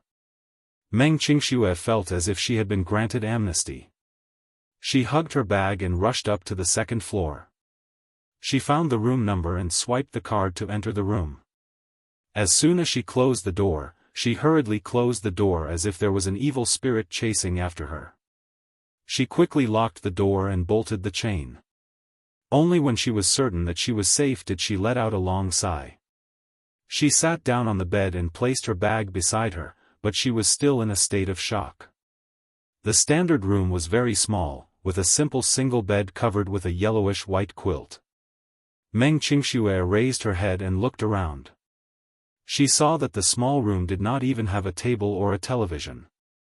There was not even an air conditioner, only a heater. She walked to the bathroom and took a look. It was also relatively simple. No wonder it was cheap. There was a very small skylight in the room. Meng Qingxue suddenly became nervous. She suddenly remembered a piece of news. It was also about a young lady who stayed alone in a hotel. There was a skylight in the room. A thief used something like sleeping incense and stuck it into the window. When people smelled the fragrance, they fell asleep. The thief then climbed in through the window and stole all the valuables. She hurriedly stepped on the bed, closed the skylight, and locked it. She only felt more at ease after she had locked all the windows and doors. By then, she was already drenched in cold sweat. She walked to the bathroom, turned on the tap, and turned on some water. When the water was hot, she took a simple shower and went to bed to rest. The night deepened. She lay on the bed. Just as she was about to fall asleep, she suddenly heard a series of footsteps outside the door. Ever since she became pregnant, she had been a light sleeper and was easily awakened by small sounds. Chapter 2503. Meng Qingxue opened her eyes abruptly and sat up from the bed in shock. She looked at the door warily. She subconsciously wanted to ask who was outside the door, but just as she was about to speak, she heard a familiar man's voice mumbling at the door. "This broken thing is quite difficult to deal with." The man beside him asked, "Can you do it?" "I should be able to." Immediately after, she heard a beeping electronic sound. Meng Qingxue could not help but suck in a breath of cold air. The two men's voices were not unfamiliar. They were the two gangsters she had met at the front desk of the hostel. A chill ran down her spine, and she suddenly became vigilant. She quietly got out of bed and tiptoed to the door. She turned on the smoke and looked outside. In the dimly lit corridor, a magnified face of a man with his head bowed came into view. She remembered him. The hostel owner addressed him as Brother Dong. He seemed to be a gangster with some background. Even the owner was very respectful to him. She guessed that these two men had probably booked a room in the hostel to play mahjong or some other activity. She heard them say that they had lost 10,000 yuan in one night, so they were probably gambling. She then thought of how they had clearly seen the cash in her bag when she dropped it on the floor. Could it be that they had some evil thoughts because of that? Meng Qingxue was not stupid. She leaned against the corner of the door, not daring to make a sound. She even deliberately kept her breathing as light as possible. She heard Brother Dong muttering outside the door, "It's quite difficult to deal with. TSK, TSK. Let's try taking this thing apart." "Oh no." Meng Qingxue was startled. Could it be that he wanted to swipe the card? Could it be that they wanted to break in? She heard that the average hotel's card reader was easy to crack. Some people who played video games would carry electronic interference devices with them. The card reader at the door was useless in front of this device. At the thought of this, she glanced at the latch on the door in trepidation. Fortunately, it was chained. What should I do? What should I do? This was the first time she had encountered such a situation. She subconsciously took out her phone to call for help, but the only number that appeared in her mind was Mu Yancheng. No way. She couldn't call him for help. It would make her seem like a spineless person. Since she had left him, she had to be more straightforward. She couldn't be sloppy, and she definitely couldn't be attached to him. Meng Qingxue clutched her phone tightly and hid it in her pocket. She was on tenterhooks as she listened to the man's every move. Suddenly, there were a few hurried "dee" sounds, and the door was opened. The man reached out to push the door open, but the chain on the latch blocked the door. He couldn't push it open for a while. Quang quang, the man tried to push her away a few times, but to no avail. He cursed fiercely, "This woman is quite vigilant, huh? The bolt on the inside of the door is also locked. Adon, who do you think this woman is? She looks like the daughter of a rich family. I don't know what he's doing in Yen City, bringing so much cash with him. Who knows? He. If it wasn't for the cash in her bag, what's the point? This girl looks quite pretty. It's not a bad idea to get her to play with her." Chapter 2504. Don't mess around. Just get the money. Don't try anything funny. If things get out of hand, both of us will be in big trouble. What if this woman has a powerful background? What will you do then? Brother Dong was obviously an experienced man and knew that some things could lead to bad luck. After a pause, he suddenly spat and scolded, "What should we do if we can't break the chains? We can't get in. Adon, this room should have a skylight, right? We can just go in through the skylight." Meng Qingxue jerked her head toward the skylight behind her when she heard this. She sucked in a breath of cold air in shock. Tears streamed down her cheeks as her breathing quickened slightly due to the immense fear she felt. The two men outside the door took turns kicking the door and startled her. "Ah!" Meng Qingxue screamed in fear. "You! What are you trying to do?" The two men were startled. The one called Adong immediately reacted and laughed a few times. Listening to the sound, it came from close to the door. It was obvious that the person was standing by the door. It turned out that the person had long been awakened by their movements. He was probably hiding at the door, too scared to make a sound. "Little girl, you're not sleeping. What are you doing? What are you trying to do?" "We're playing with you." Adon said matter-of-factly, "Is this your first time in Yen City? Why don't we take you to the night market nearby? I'll treat you to a barbecue." "No, I'm going to sleep. Don't disturb me, okay?" Her tone was close to begging. Without a doubt, she was traumatized and her psychological defense was on the verge of collapse. Adon sneered and said disapprovingly, "Sleep? You're still awake, aren't you?" His unreasonable tone made Meng Qingxue frown. "I'm going to sleep. What's there to sleep about? As long as you're alive, you should sleep less and have more fun. When you're dead, you'll have plenty to sleep with." Adon made up a fallacious argument in a hooligan's tone. Meng Qingxue was so anxious that she was about to break down. She blocked the door and said in a trembling voice, "Don't be like this. I'm scared. I'm really scared. I'm only staying here for one night and will leave tomorrow morning." "I'll leave tomorrow morning. Can you let me go?" "Sister, what are you talking about?" Another one called Acheng said slowly, "We don't want to hurt you, we just want to play with you. The people of Yen City are very hospitable. Since you're here, I'll naturally take you to the fun places in Yen City." "I don't want that." Meng Qingxue screamed, "You want money, don't you?"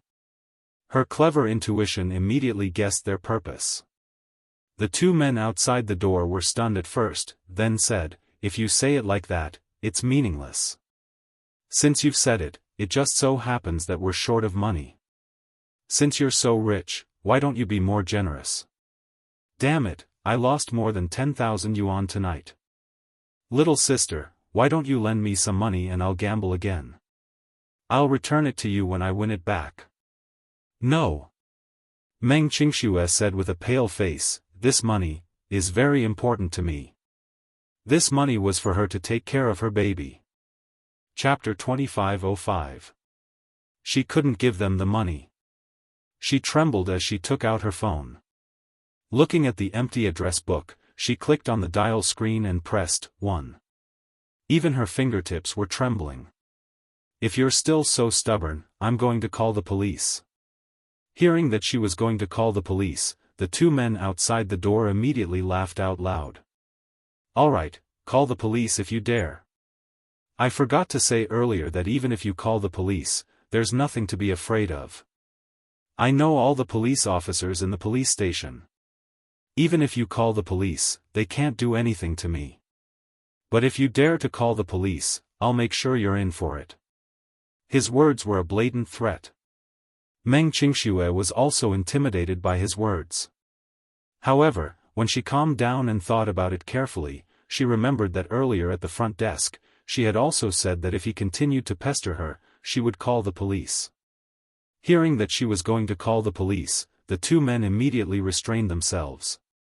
Therefore, Meng Qingxue naturally suspected that this man was just bluffing to scare her. She wasn't going to be threatened by him. Thinking of this, she dialed 110. When the call went through, she explained the situation in a fluster. Then, she heard the two men outside the door cursing and mentioning the hotel's address. When the two men outside the door heard that she had already called the police, they started cursing. "Damn it! Adon, this woman is really bold. She actually called the police. If we don't teach her a lesson, she'll really think that we're small fries, huh? Son of AB*TCH.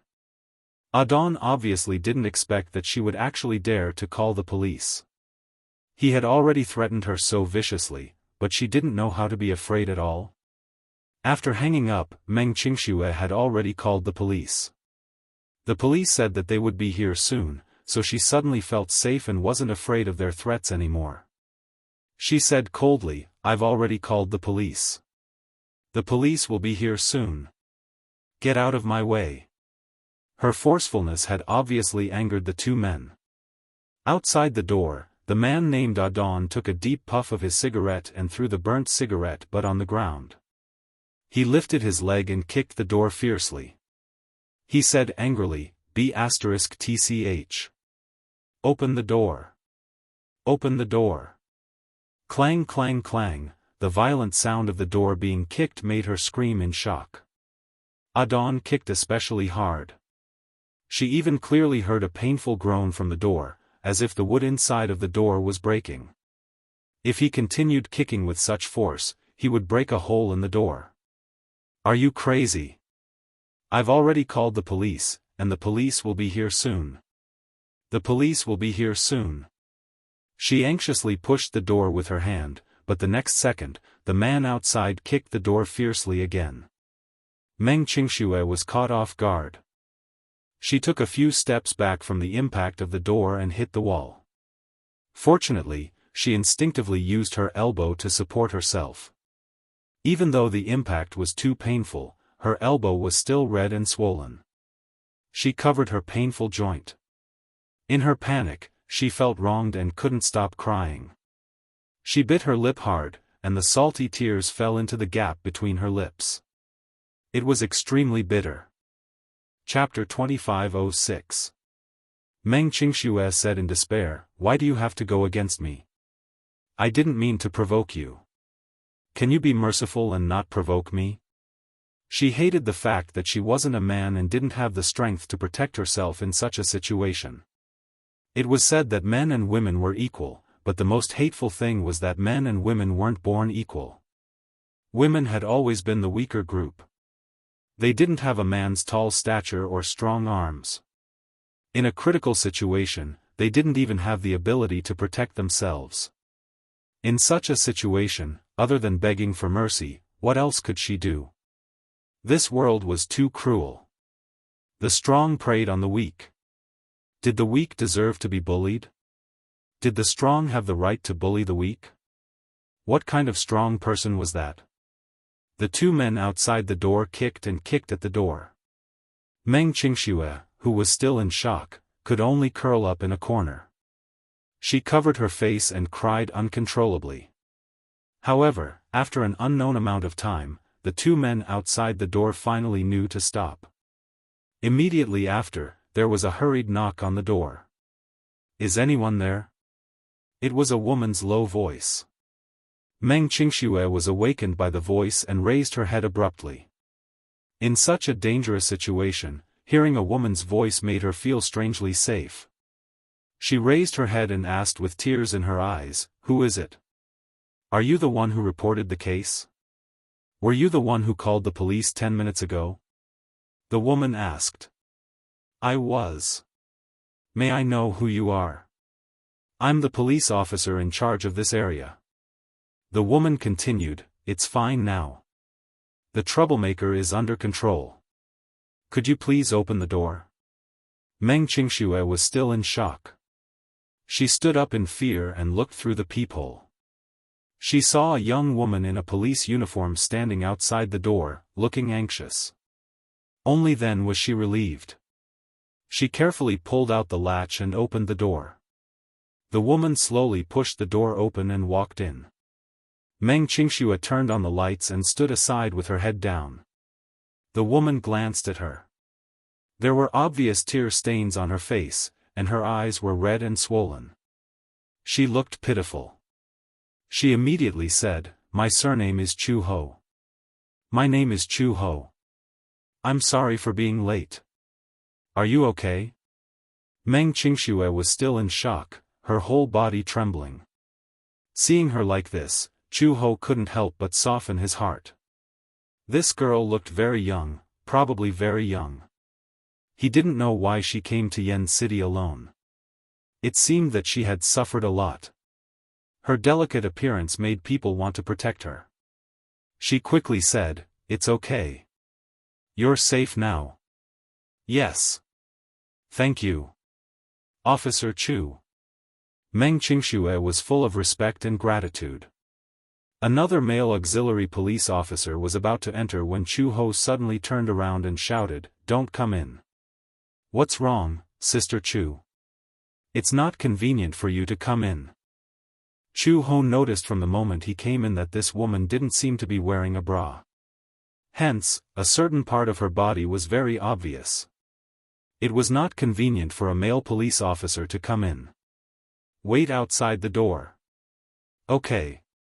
Chapter 2507. Meng Qingshue's fear finally subsided a little. Only then did she carefully raise her head to look at the woman. Standing in front of her was a woman in uniform. Her posture was straight and her figure was well proportioned. Under the brim of her cap was a face the size of a palm. She was barefaced and did not put on any rouge or lipstick. However, her face was very clean. Her eyes were very big and beautiful. The black and white of her eyes were very distinct. Her nose bridge was high, and her lips were red and her teeth were white. She looked very kind, but with the police uniform, she looked a little serious and handsome. Although she did not put on any makeup and was not like Meng Qingxue who knew how to take care of her skin, her plain face was very beautiful. Her facial features were distinct and the contours of her face were exquisite. Although she was not a peerless beauty, she did not lose her aura. Her skin was healthy and fair. In a city like Yen City, it was rare to see someone with such good skin. Chu Ho saw that she kept staring at her. She touched her face curiously and smiled. Why do you keep staring at my face? Is there something on my face? No. No.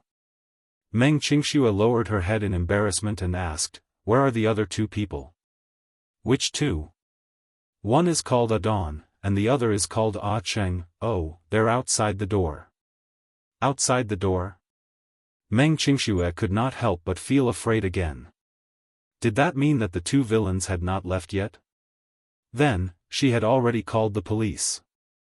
If she could not do anything to them, would they take revenge on her in the future? Chu Ho seemed to understand her concerns and comforted her, young lady, don't be afraid. I'm here. They won't be able to hurt you. Between her words, she exuded a sense of justice. It was definitely not an act. Meng Qingxue could not help but have a good impression of her. In the past, she had come into contact with some police officers.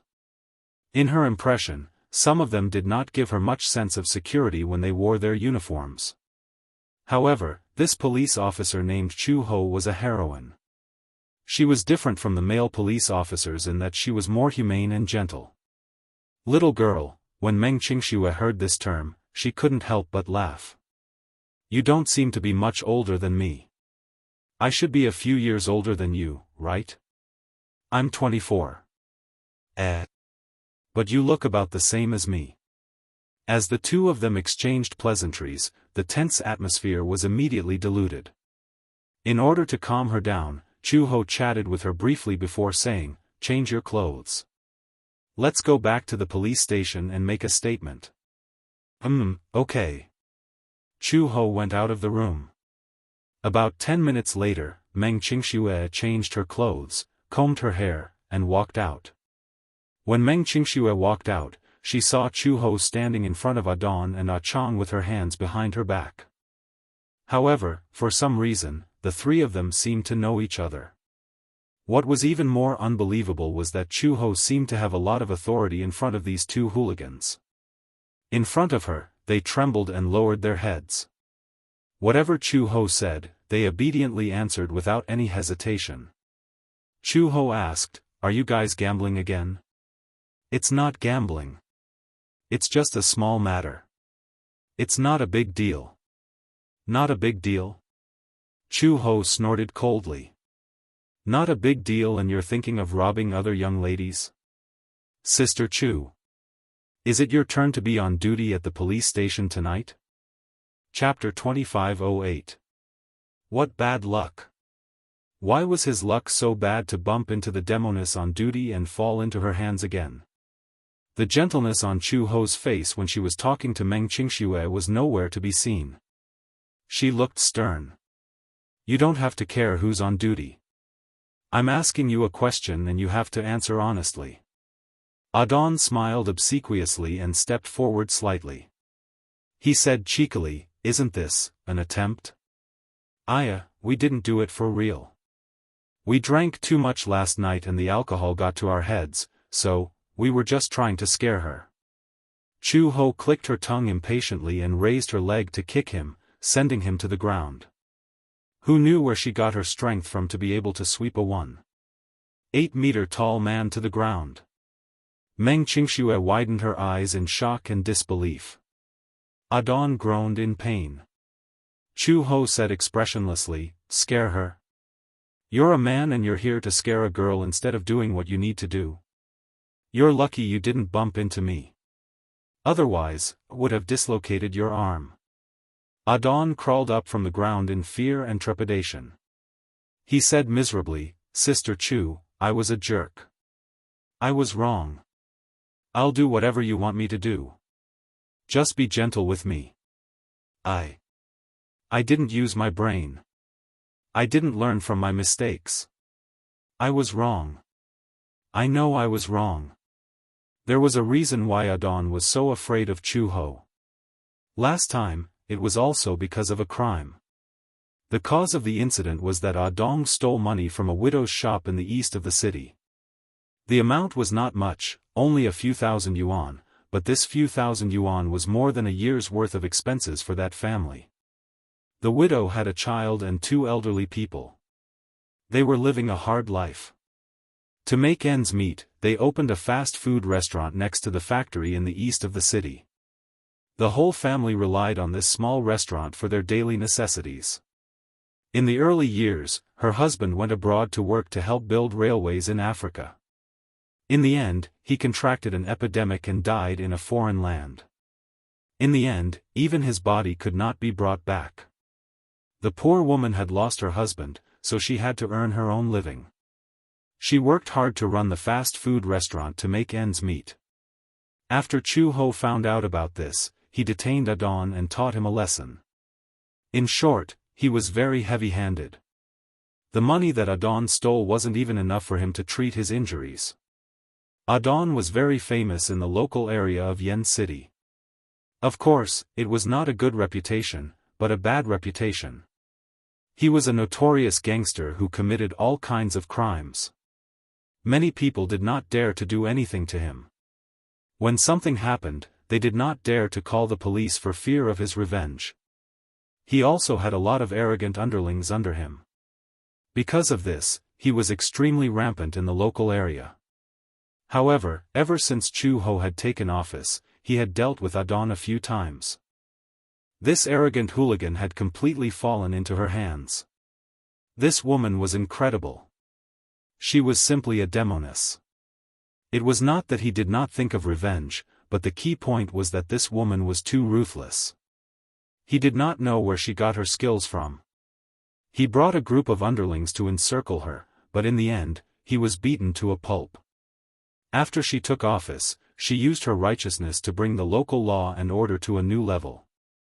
Many senior officers in the police station were not convinced, so they privately challenged her to a competition. Chapter 2509. In the end, many male police officers who had retired from the army were no match for her.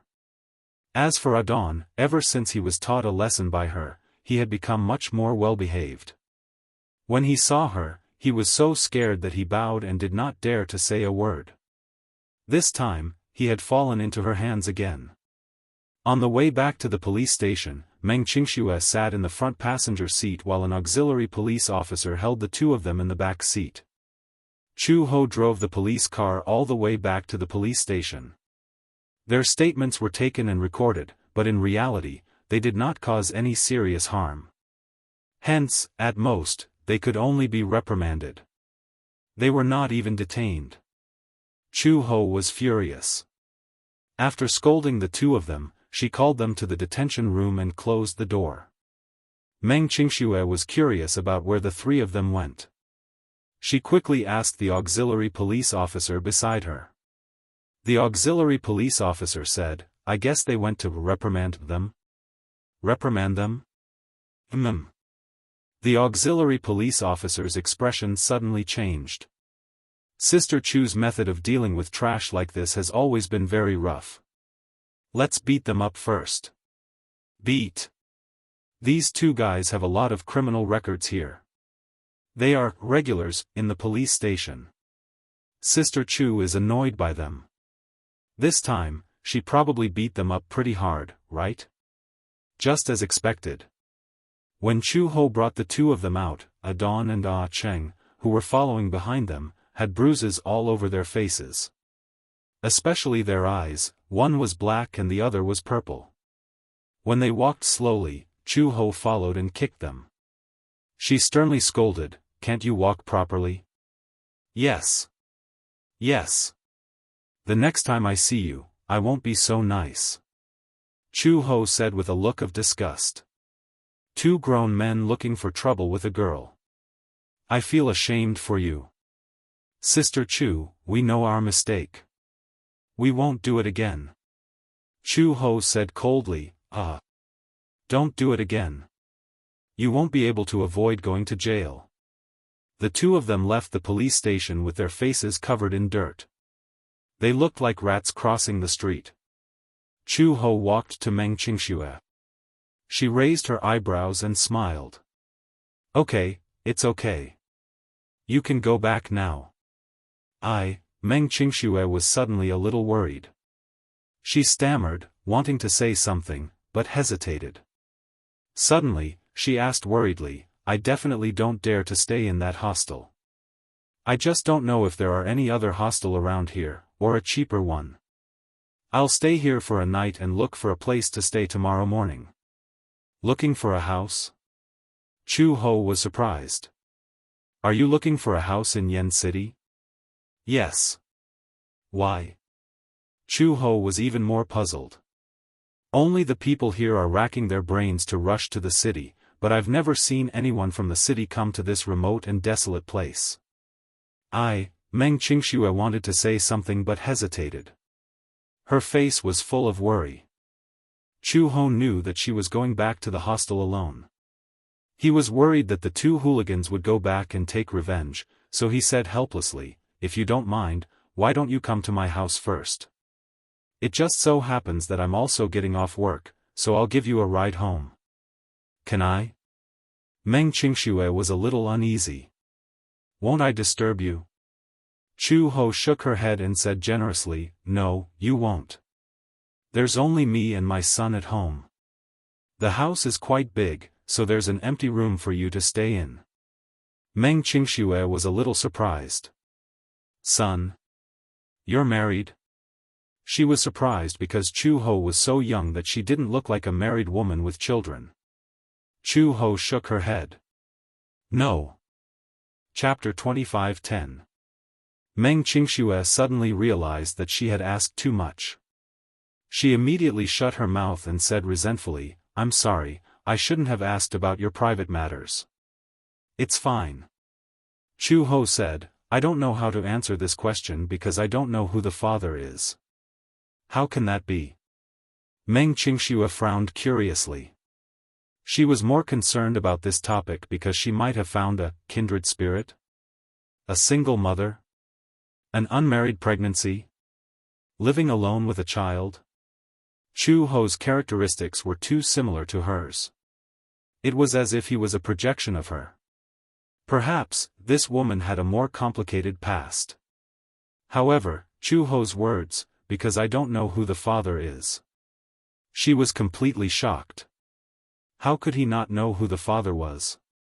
Chu Ho saw that her eyes were full of curiosity, but he didn't seem to be disgusted. He smiled and said casually, "This matter is complicated. We'll talk about it later. I'm going to change first. Just wait for me here." "Okay." Meng Qingxue sat on the chair obediently and waited. When Chu Ho walked out after changing into his casual clothes, Meng Qingxue immediately stood up. "Let's go back to the inn." Meng Qingxue was a little surprised, but she heard Chu Ho say, "Some of your clothes are still there, right? Plus your deposit, it should be returned." She immediately said, "Actually, it's fine if you don't return it." "Is it really fine?" Chu Ho stopped in his tracks and looked her up and down unhurriedly. Suddenly, he smiled and said meaningfully, since you're pregnant and want to give birth to the child, you need to spend money on food and clothes. Naturally, you have to save some money. Meng Qingxue was shocked. She opened her mouth but didn't say anything in the end. She followed him silently. Chu Ho drove a motorcycle. He started the engine and put on the helmet. Then, he patted the back seat and said, "Get on." Meng Qingxue got on. "Hug me. The wind is strong. It's better to hide behind me. Aren't you cold?" "I'm used to it. I have a good physique." "Okay." Chu Ho drove her back to the inn and took back the deposit and clothes. The inn owner also felt embarrassed about what had happened. Moreover, he gave Chu Ho face, so he gave her the money for the room. On the way back, Meng Qingxue asked curiously, "Officer Chu, just call me Sister Chu. How did you know that I'm pregnant?" She didn't mention anything about it from the beginning to the end. "How did she find out?" "Chu," he said, "on the way here, when you were sitting in the front passenger seat, I saw you lowering your head and silently stroking your lower abdomen. Only pregnant women would do such a thing." Meng Qingxue was stunned for a moment. Then, she realized what was going on. She couldn't help but admire her keen observation. "You were so observant. Where's the child's father?" Chu Ho suddenly asked, "Why are you alone? Isn't the child's father with you?" Meng Qingxue's face suddenly showed a look of disappointment. Then, she smiled bitterly and said, "My father doesn't want this child, but I want it, so." Chapter 25:11. Meng Qingxue was surprised by her analytical ability. She was stunned for a moment before she said, "I really can't bear to do that. This is our flesh and blood, and also my first child. I can't abandon him. Maybe it's because of my maternal instincts. Just imagine how painful it would be to have an abortion and the separation of flesh and blood." "Did that man let you down?" Chu Ho suddenly asked. Meng Qingxue's gaze was a little empty. She lowered her eyelashes silently and suddenly laughed. "It's not that I let him down. It's just that from the beginning to the end, it was more of my wishful thinking. I realized that I shouldn't continue to be obsessed with him since I've woken up from my dream.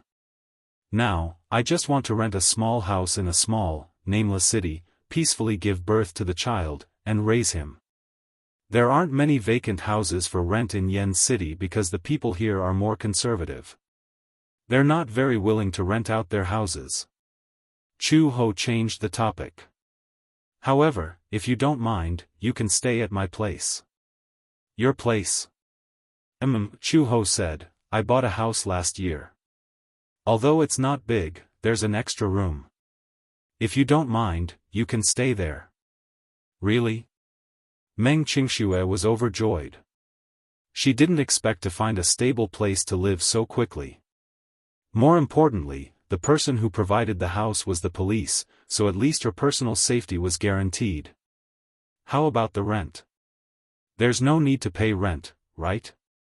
Anyway, the house is empty, and now there's a layer of dust on it." Meng Qingxue was dissatisfied.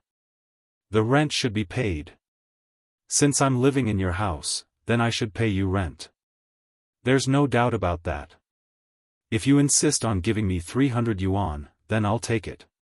The rent here isn't expensive." Meng Qingxue said, "Okay." After a moment of silence, Chu Ho suddenly said, "It's hard to raise a child alone. As a single mother, she would be questioned and ridiculed from all sides. The cost of food, clothing, and all the expenses would be like a mountain pressing down on her shoulders." "Yes, but I understand how you feel. Because when I found out that I was pregnant, even if I didn't have any memory of the child's father, the innate maternal instinct in a woman's bones seemed to awaken overnight, and I was indeed extremely reluctant to part with him."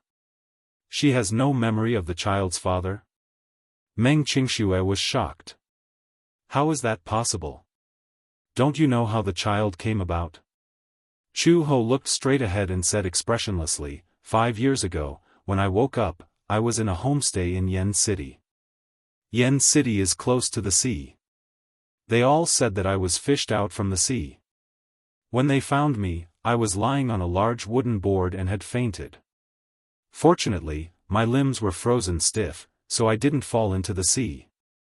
When I woke up, I had almost no memory. I didn't even know my own name. The name, Chu Ho, was given to me by myself. No memory at all? Meng Qingxue asked carefully, is it because of amnesia? Chapter 25:12. You don't have any memories? Meng Qingxue asked carefully, is it because of amnesia? Chu Ho said, yeah, the back of my head seems to have been hit by a hard object.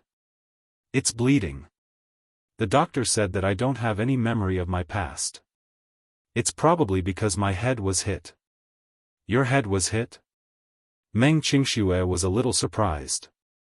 Don't tell me you don't have any memory of what happened before. Yeah, I don't even remember who I am. Even my name, my past, my background, and who my family is, I don't have any memory of it. Chu Ho paused and said, the doctor said that this is a temporary amnesia and that there's a chance that I'll regain my memory in the future. But even after 5 years, I still can't remember a single thing about my past. Meng Qingxue was a little surprised. At the same time, she felt that it was a little unbelievable. When I regained my consciousness, my mind was blank. I tried hard to remember, but the doctor said that it's probably because I'm in a very unfamiliar city.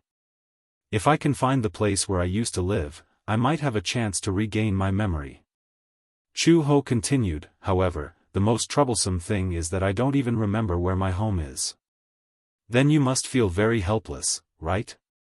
Meng Qingxue was silent for a moment and said, if I had forgotten anything and went to a very unfamiliar place, I would definitely feel very lost. Even if I'm lost, I still have to try my best to survive. Chu Ho told her what happened next. After her body recovered, she left the hospital. Because she had nowhere to go, she settled down in the village. Because she didn't have any identification, the village chief went to the relevant departments to investigate the missing person, but there was no result. The village chief felt sorry for her being alone, so he let her stay at his house and settled down. 8 months later, the child was born. It was a healthy little boy. The village chief immediately used his connections to register the child's DNA on the internet. That way, even if there was a clue, they could quickly investigate the ins and outs of her identity. Before she got this job, she helped the village chief and his family do some work in the fields. However, she accidentally discovered the hidden potential in her body. Once, at night, she rode her bike to the county to help the village head and his family purchase some daily necessities. At that time, the entertainment industry in the county had just started to rise. On the streets of the town center, there were many sauna shops, karaoke shops, and small bars. On her way home, she happened to meet a group of hooligans who were pestering a lone woman. Those hooligans seemed to be drunk and were touching the woman. She couldn't stand it and went to help them.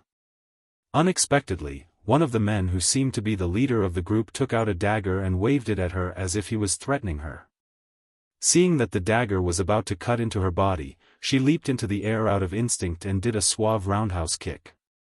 The man fell to the ground and fainted in an instant, losing consciousness. A group of people rushed up. In the end, there were 3 to 5 burly men, but within a few minutes, they were easily knocked to the ground by her. Each and every one of them was obedient. Chapter 25:13. Coincidentally, the chief of the police station and the village chief were cousins. Thus, in the end, by a freak combination of factors, she entered the police station to work. Although she did not enter the establishment and her income was not high, her life gradually became better. Chu Ho said, I don't think much of my past now. It doesn't matter if I can't get my memories back. Perhaps, they aren't good memories, so it's fine if I forget them.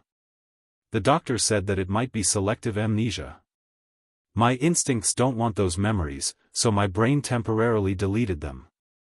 Hence, I chose to go with the flow. When Meng Qingxue heard this, she felt a little complicated. She was inexplicably envious of her. If she could, she also wanted to lose those memories of the past. They were all memories that she did not want to recall. The bits and pieces of her childhood, the scenes with Mu Yancheng, were of course blissful and happy, but most of them were sadness, pain, and numbness. After half an hour's drive, they arrived at Chu Ho's house in no time. Chu He's house was located in a village. It was an ordinary household with a single door, but the house wasn't big. It looked like it had been renovated. The interior decoration also looked very new, but it was renovated not long ago. It wasn't as dilapidated as she had imagined on the way here. The house had snow-white walls and a tiled floor. Although the furnishings were simple, it gave off a sense of belonging. It was obvious that Chu Ho was a woman who knew how to live a good life. Meng Qingxue had just stepped into the house with Chu Ho when she heard hurried footsteps coming from the corridor. From the sound of the footsteps, a child of about 5 or 6 years old bounced down the stairs. Then, a clean and delicate little boy appeared in front of her. Meng Qingxue was shocked. She was probably surprised because this little boy was really too beautiful. He had snow-white skin, clear black and white eyes, exquisite facial features that were still childish, and the outline of his face was watery and cute. His eyebrows were especially beautiful. He was dressed very simply, just like the other children in the village. He wore a thick cotton-padded jacket and a pair of sports shoes on his feet. When he walked, they shone brightly, making him look very childlike. "Mom!" Little Bean excitedly pounced on her and threw himself into her arms. Chu Ho said with pity and blame, "Why didn't you slow down when you went downstairs? What if you fell?" Meng Qingxue, who was standing at the side, could not help but feel warmth in her heart. The Chu Ho of today was no longer as dignified and righteous as when she faced the two hooligans, nor was she as cool and handsome as when she was in uniform. She gently held the little girl in her arms, her whole body exuding the unique radiance of a mother. "Are there any good girls at home?" "Yes. The baby is very obedient at home. He went to bed early in the morning and didn't peek at the TV." The little bean said in all seriousness. His childish voice was innocent and unaffected. However, his words revealed that he was trying to hide something. If he went to bed early in the morning, he would still be wearing sneakers. He must have secretly watched TV and hadn't slept yet. His little brain was so innocent and cute that she did not know whether to laugh or cry. However, Chu Ho did not expose him. Instead, she scratched the tip of his nose and deliberately said fiercely, "Why did you come down when you were asleep? Did mommy wake you up?" Chapter 25:14. Little Bean said solemnly, "Otherwise, when mommy opens the door, the house will be empty. She'll be very lonely." "Good boy." Chu Ho paused, then carried him to Meng Qingxue and said, "Come, Xiao Bao, greet auntie." Little Bean looked at Chu Ho curiously, then at Meng Qingxue. Curious and surprised, he asked, "Who is this auntie? Is she mommy's guest?" "Yes. From today onwards, this auntie will be staying with us. From now on, she'll be our guest. Xiao Bao, you have to be good. Don't be naughty and cause trouble for auntie." "Why would I?" Meng Qingxue retorted, "How can I cause trouble? I like children. Besides, I'm the one who's causing trouble for you by staying here." Chu Ho looked at her warmly and said, "Since you're staying here from now on, let's not treat each other like strangers." Perhaps it was because of their similar experiences, but when the two women looked at each other, there was a sense of mutual appreciation. Meng Qingxue walked in front of her and bent down slightly. She asked Little Bean, "What's your name?" Little Bean's breathing suddenly quickened. Perhaps it was because he was shy, or perhaps it was because he was embarrassed. Looking at such a delicate and beautiful face in front of him, with a pair of beautiful eyes looking at him, and long eyelashes fluttering, he was so nervous that he stuttered, "Ah. Auntie, hello. I'm Xiao Bao Chu." "Xiao Bao?" What a cute name.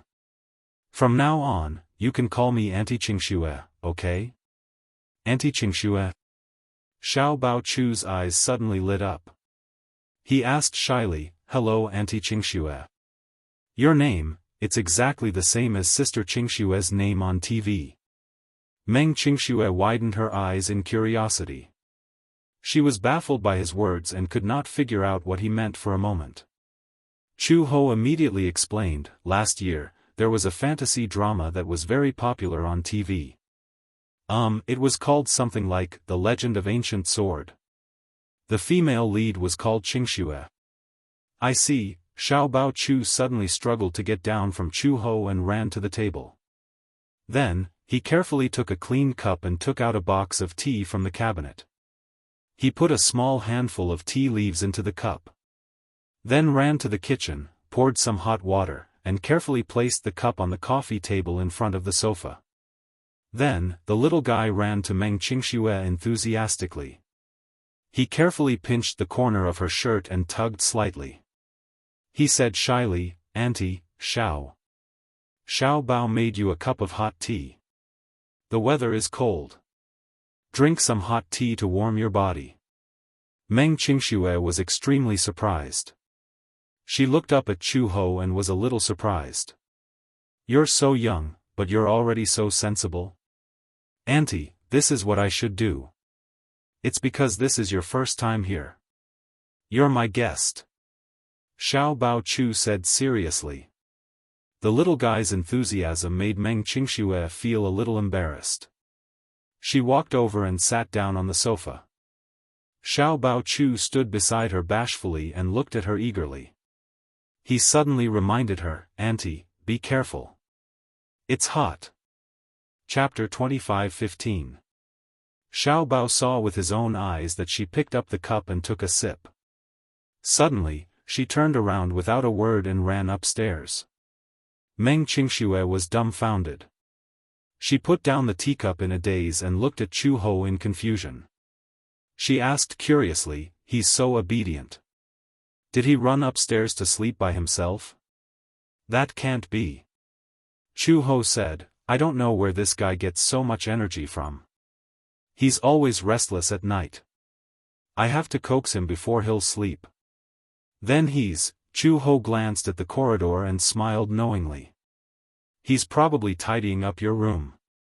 "Tidying up my room?" "Yeah.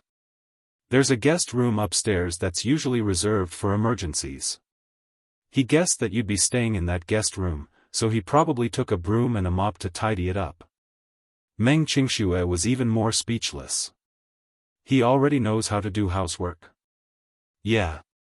Although he doesn't sweep the floor clean, he's very energetic." There's no need to go through so much trouble. I can actually do it myself," Meng Xianxia said as she ran upstairs. When she entered the guest room, she saw Xiao Bao struggling to hold a mop and mopping seriously. Under the light, she could see that his forehead was covered in sparkling and fine beads of sweat. He was mopping seriously and was working especially hard. "Xiao Bao, Auntie knows how to drag. It's already so late. Why don't you sleep early? How can I let Auntie drag? I'm the little master. It's my duty." After Xiao Bao finished speaking, he started mopping again with all his might. Meng Xianxia stood at the door and watched with a smile. She couldn't help but lower her head and gently caress her belly. She thought to herself, "How nice would it be if the baby in my belly grew up to be so sensible and well-behaved? That would save her a lot of trouble." After the floor was mopped, Chu Ho also packed up and came upstairs. He immediately asked, "Xiao Bao, are you done mopping the floor?" Xiao Bao walked over with a mop in his arms. He stood in front of her and saluted her with his little hand. Like a soldier, he said firmly, "Yes. Mom, it's done. Then go to bed early." Xiao Bao suddenly chuckled a few times, then bashfully moved to Chu Ho's side and asked carefully, "Mom, seeing that I'm so obedient, can you let me watch another cartoon tonight? It's so late and you're still watching cartoons?" Chu Ho's face immediately darkened and he said sternly, not aloud. Go to bed early, okay? Is it really impossible? Chu Xiaobao hugged her thigh pitifully. Looking up at her, she said aggrievedly, just one episode. It was just one episode. Xiaobao took a nap in the afternoon, so I'm not sleepy now. But Mom is tired. After a day of work, I'm very sleepy now. Don't you want to sleep with Mom? Upon hearing Chu Ho's words, Xiaobao didn't insist anymore. Pursing his lips, he nodded and said, then Xiaobao will sleep with Mom. That's a good boy. As Chu Ho said this, he looked up at Meng Qingxue and said, it's late. Go to bed early. Okay. This guest room has a bathroom and hot water. Wash up and rest early. As Chu Ho said this, he closed the door for her. Meng Qingxue placed her luggage on the table and then looked around the room. Chapter 25:16. The furnishings in the house were simple. There was a 2-meter bed, a 5-door wardrobe, a table, and an LCD TV. She walked to the bathroom. Although it was not big, it had everything she needed. There was a shower, a toilet, and a sink. She turned on the tap and hot water immediately came out. Meng Qingxue hung her clothes in the wardrobe. She did not bring many clothes with her. When she was unpacking her luggage, a photo accidentally fell out. She picked it up and glanced at it. It was a selfie of her and Mu Yancheng. She was the one who had dragged Mu Yancheng to take this photo. He was initially unwilling, but she had to act coquettishly before he reluctantly agreed. She pulled the man, who was more than 1.8 meters tall, into the small studio and reluctantly took a photo with her. After that, he refused to take another selfie. In the photo, Mu Yancheng's face was stiff. He reluctantly curved the corners of his lips, looking a little reluctant. Meng Qingxue stared silently at the photo for a long time. Unknowingly, her eyes turned red. Drops of crystal-clear tears fell on the photo and stained it little by little. She pursed her lips and held back her tears. She silently wiped them away. Then, she hardened her heart and gritted her teeth. She pinched the corner of the photo and tore it into pieces in a fit of anger. She hardened her heart and forced herself not to piece together her broken feelings. She grabbed the scattered remains of the photo, rolled them up, and threw them into the wastepaper basket. Meng Qingxue had already taken a shower at the hotel. Hence, she washed her face, brushed her teeth, and went to bed. The next day, when she woke up, Chu Ho had already woken up early. He sent Xiaobao to kindergarten and returned home. Meng Qingxue handed over a sum of money wrapped in an envelope. There's more than 3,000 yuan here. I may have to stay here for a while. Sorry for the trouble. Chu Ho did not refuse and accepted it. Based on their interactions last night, she had a good understanding of Meng Qingxue's character. Meng Qingxue was more principled and strong-willed, which was similar to her in this aspect. If she insisted on not accepting the gift, she would feel a little uncomfortable. After accepting the rent, Chu Ho thought to herself that she could allocate a portion of the money to buy some tonics for her to nourish her body.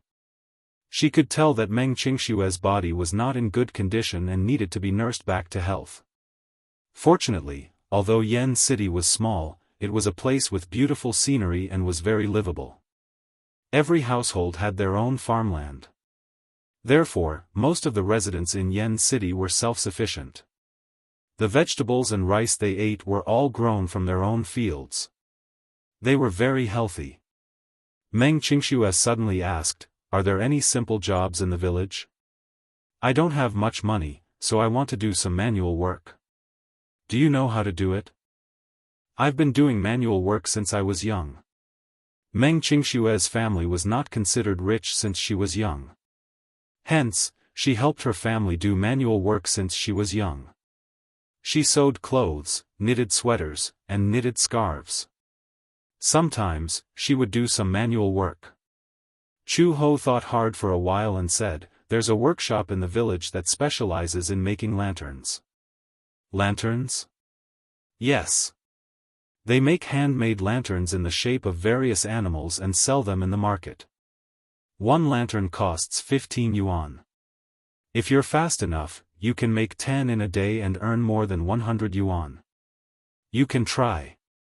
More than 100 yuan. Chapter 25:17. Sure. My handiwork is very meticulous. Meng Qingxue was greatly excited. Can you introduce me to it? Of course. By the way, don't you have to work in the afternoon? I'm on the night shift this week and work at 7 p.m. I'll ask around for you in the afternoon and get back to you. Okay. In the afternoon, Chu Ho returned home looking very happy. Qingxue, I've asked around for you. The workshop isn't far from here. It's only a few hundred meters away. However, I was wrong before. It only costs 10 yuan to make a lantern. Are you willing to do it? 10 yuan is good too. It's a lot. But don't force yourself too much. After all, you're pregnant. Are you having a bad pregnancy reaction now? A little, I guess. Chu Ho said, if you're really not feeling well, don't force yourself. I'll help you contact someone later. You can start work tomorrow. They're short of manpower. Okay. As such, she decided to settle down here. Meng Qingxue went to work at the workshop at 8:30 a.m. sharp every day. Even though it was considered work, the atmosphere was relatively peaceful. Unlike the scheming in the workplace in the metropolis, the villagers were simple and warm. They took special care of an outsider like her. She got the hang of it very quickly. At first, it took her 2 hours to make a lantern. However, after she got the hang of it and familiarized herself with it, she could make 5 lanterns in the morning. She returned home at 7 p.m. after dinner. Haven't you found her whereabouts yet? In the office, Mu Yancheng looked at the men in suits standing in a row in front of the table with a displeased expression. On the table was a thick stack of information about Meng Qingxue. Everything about her, from her background to her DNA, was in the file. However, after half a month, he had sent countless people to search for her, but they could not find a single strand of her hair. This woman was too ruthless. She left without leaving a trace. It was as if she had evaporated into thin air. Mu Yancheng hated her so much that he gritted his teeth. The more he loved this woman, the more he hated her. Why did she leave? She left without saying a word after leaving such a message. She made it seem like he was the one who chased her away. Why was he talking to himself like that? Who gave her the right to do so? The more he thought about it, the angrier he became. With a cold expression, he picked up the documents on the table and slammed them on the floor. Chairman Mu, please calm down. We've already sent out our best men to search for him. However, to find one person in so many cities was indeed a little tricky. However, if they continued to search, they would definitely be able to find her whereabouts. Don't worry, we will definitely find him for you. The reason why they addressed him as Chairman Mu was that the news of him taking up the position of Disheng Financial Group's CEO had been publicly announced this morning. When Mu Yancheng walked into the Mu Group's building, all the Mu Group's employees addressed him respectfully as Chairman Mu. As for the inheritance ceremony, it would be held in a week's time. Suddenly, someone knocked on the door. Come in. A woman who looked like a secretary suddenly walked in and reported with a smile, Chairman Mu, Miss Song is looking for you. We have arranged for her to wait for you in the reception room. Chapter 25:18. Miss Song? Which Miss Song? It's your fiancée, Miss Song Enya. Mu Yancheng was stunned for a moment as he muttered inwardly, what is she doing here at this time? Just tell her that I'm busy and can't meet her. He was currently feeling frustrated and did not want to be disturbed by that woman. Then, the secretary cautiously said, I'll tell her that you have a meeting to prepare for later. Yes, just say that. The secretary then retreated respectfully. Unexpectedly, a few minutes later, the sound of high heels clicking could be heard from outside the door. Without knocking, Song Enya pushed the door open and rushed in. She said rudely, "Meeting? What meeting is so important that even I can't be seen?" Mu Yanqing raised his head and frowned, looking displeased. "Didn't I say that I'm busy now? Can't you wait until I'm off work? Do you have to avoid me like this? Could it be that, in your eyes, I'm some kind of scourge?" Annoyed, Mu Yanqing turned his face away and refused to look at her. "I have something to talk to you about." "What is it that you have to talk about in the office?" "We only talk about business in the office and not private matters." She was instantly enraged when she heard this and took a step forward agitatedly. "Mu Yanqing, what kind of attitude is this? Listen to me carefully." Song Enya's words came to an abrupt halt as her gaze landed on the scattered papers on the floor. Curiously, she walked forward and picked up one of them, only to see Meng Qingshue's photo on it. It was actually information about Meng Qingxue. Her heart skipped a beat as she felt extremely humiliated. What is this for? Could it be that this man sent people to look for me? Song Enya skimmed through the documents and, in shock, picked up a few more. Glancing through them, she was surprised to find that the investigation had included the hospital. Hospital? What kind of situation would require them to investigate the hospital? Could it be? Song Enya immediately thought of a possibility. This woman is pregnant. Pregnant? Then, isn't this woman a big threat to me? To rich families, a woman's birth was not the biggest threat came from the child in her stomach. She had plenty of means to make it difficult for this woman to step into the Mu family for the rest of her life. However, the child in her stomach might not be. If she was pregnant and gave birth to the child, once Mu Yanqing found the child and brought it back to the Mu family, the most terrifying thing was that if the child in her stomach was a boy, the threat to her would be infinitely increased. She's pregnant? Song Enya questioned her with the document in her hand. Is she pregnant with your child? Her words were aggressive and extremely sharp. Mu Yanqing was extremely displeased with the way she was questioning him. It was as if she were interrogating a criminal. Therefore, when he spoke, his tone was not that friendly. My matters have nothing to you. You are my fiancé. How can your matters have nothing to do with me? Chapter 25:19. With that, she took a step forward and ordered, You must abort the child in her womb. Who are you to question the Mu family's child? How can you abort it just like that? Song Enya originally thought that with her strong tone and attitude, he would definitely compromise a little in front of her. Unexpectedly, he gave her an order back. No. What? She laughed in anger. Mu Yanqing, don't tell me you're planning to wait for this woman to give birth to the child and then bring this unknown B*ST*RD back to the Mu family? Unknown B*ST*RD? He sneered and retorted, how can it be an unknown B*ST*RD? The blood of the Mu family is not a B*ST*RD. The child in her womb is my flesh and blood, it's my seed. It's not up to you to decide whether this child stays or goes. Are you so sure that this B*ST*RD is yours? Song Enya provoked him in an extremely sinister manner. Meng Qingxue is a young model. Do you think she's that pure in the filthy entertainment industry? Do you think she's that innocent? Who knows if she's been entangled with other men behind your back?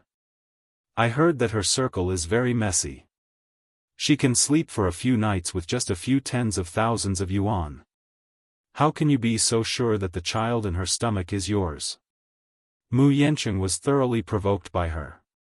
He slammed the table and stood up abruptly.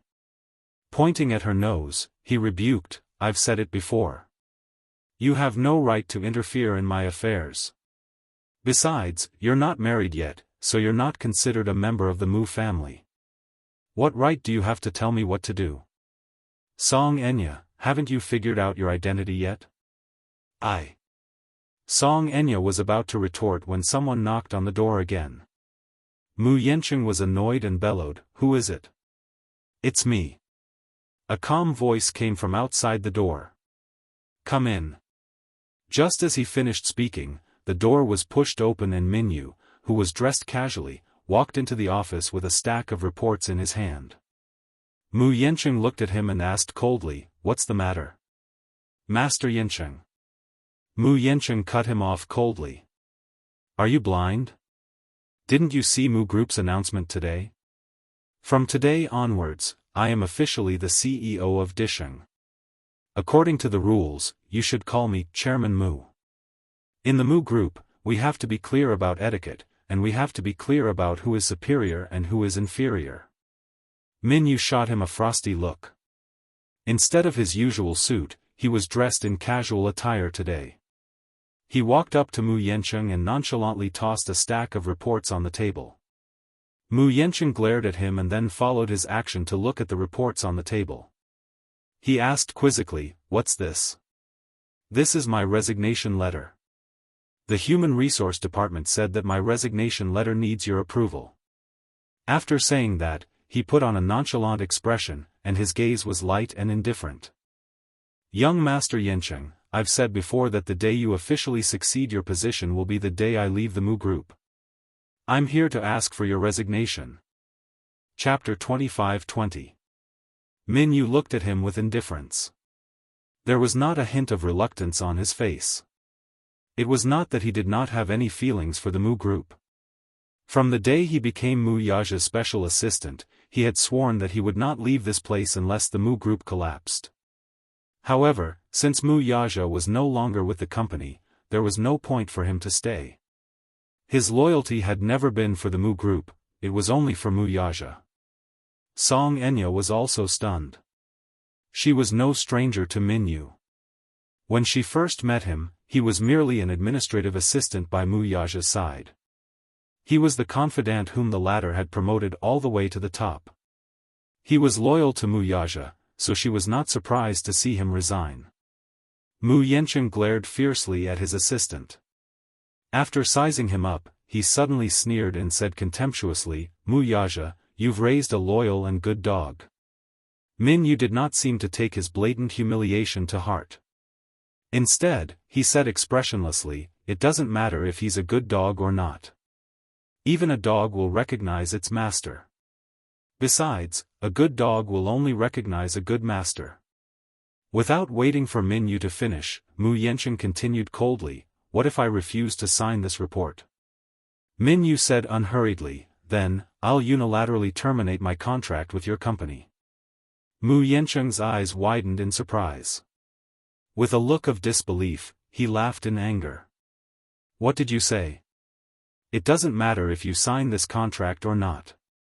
If you don't sign it, you'll be dealt with according to your company's rules and regulations.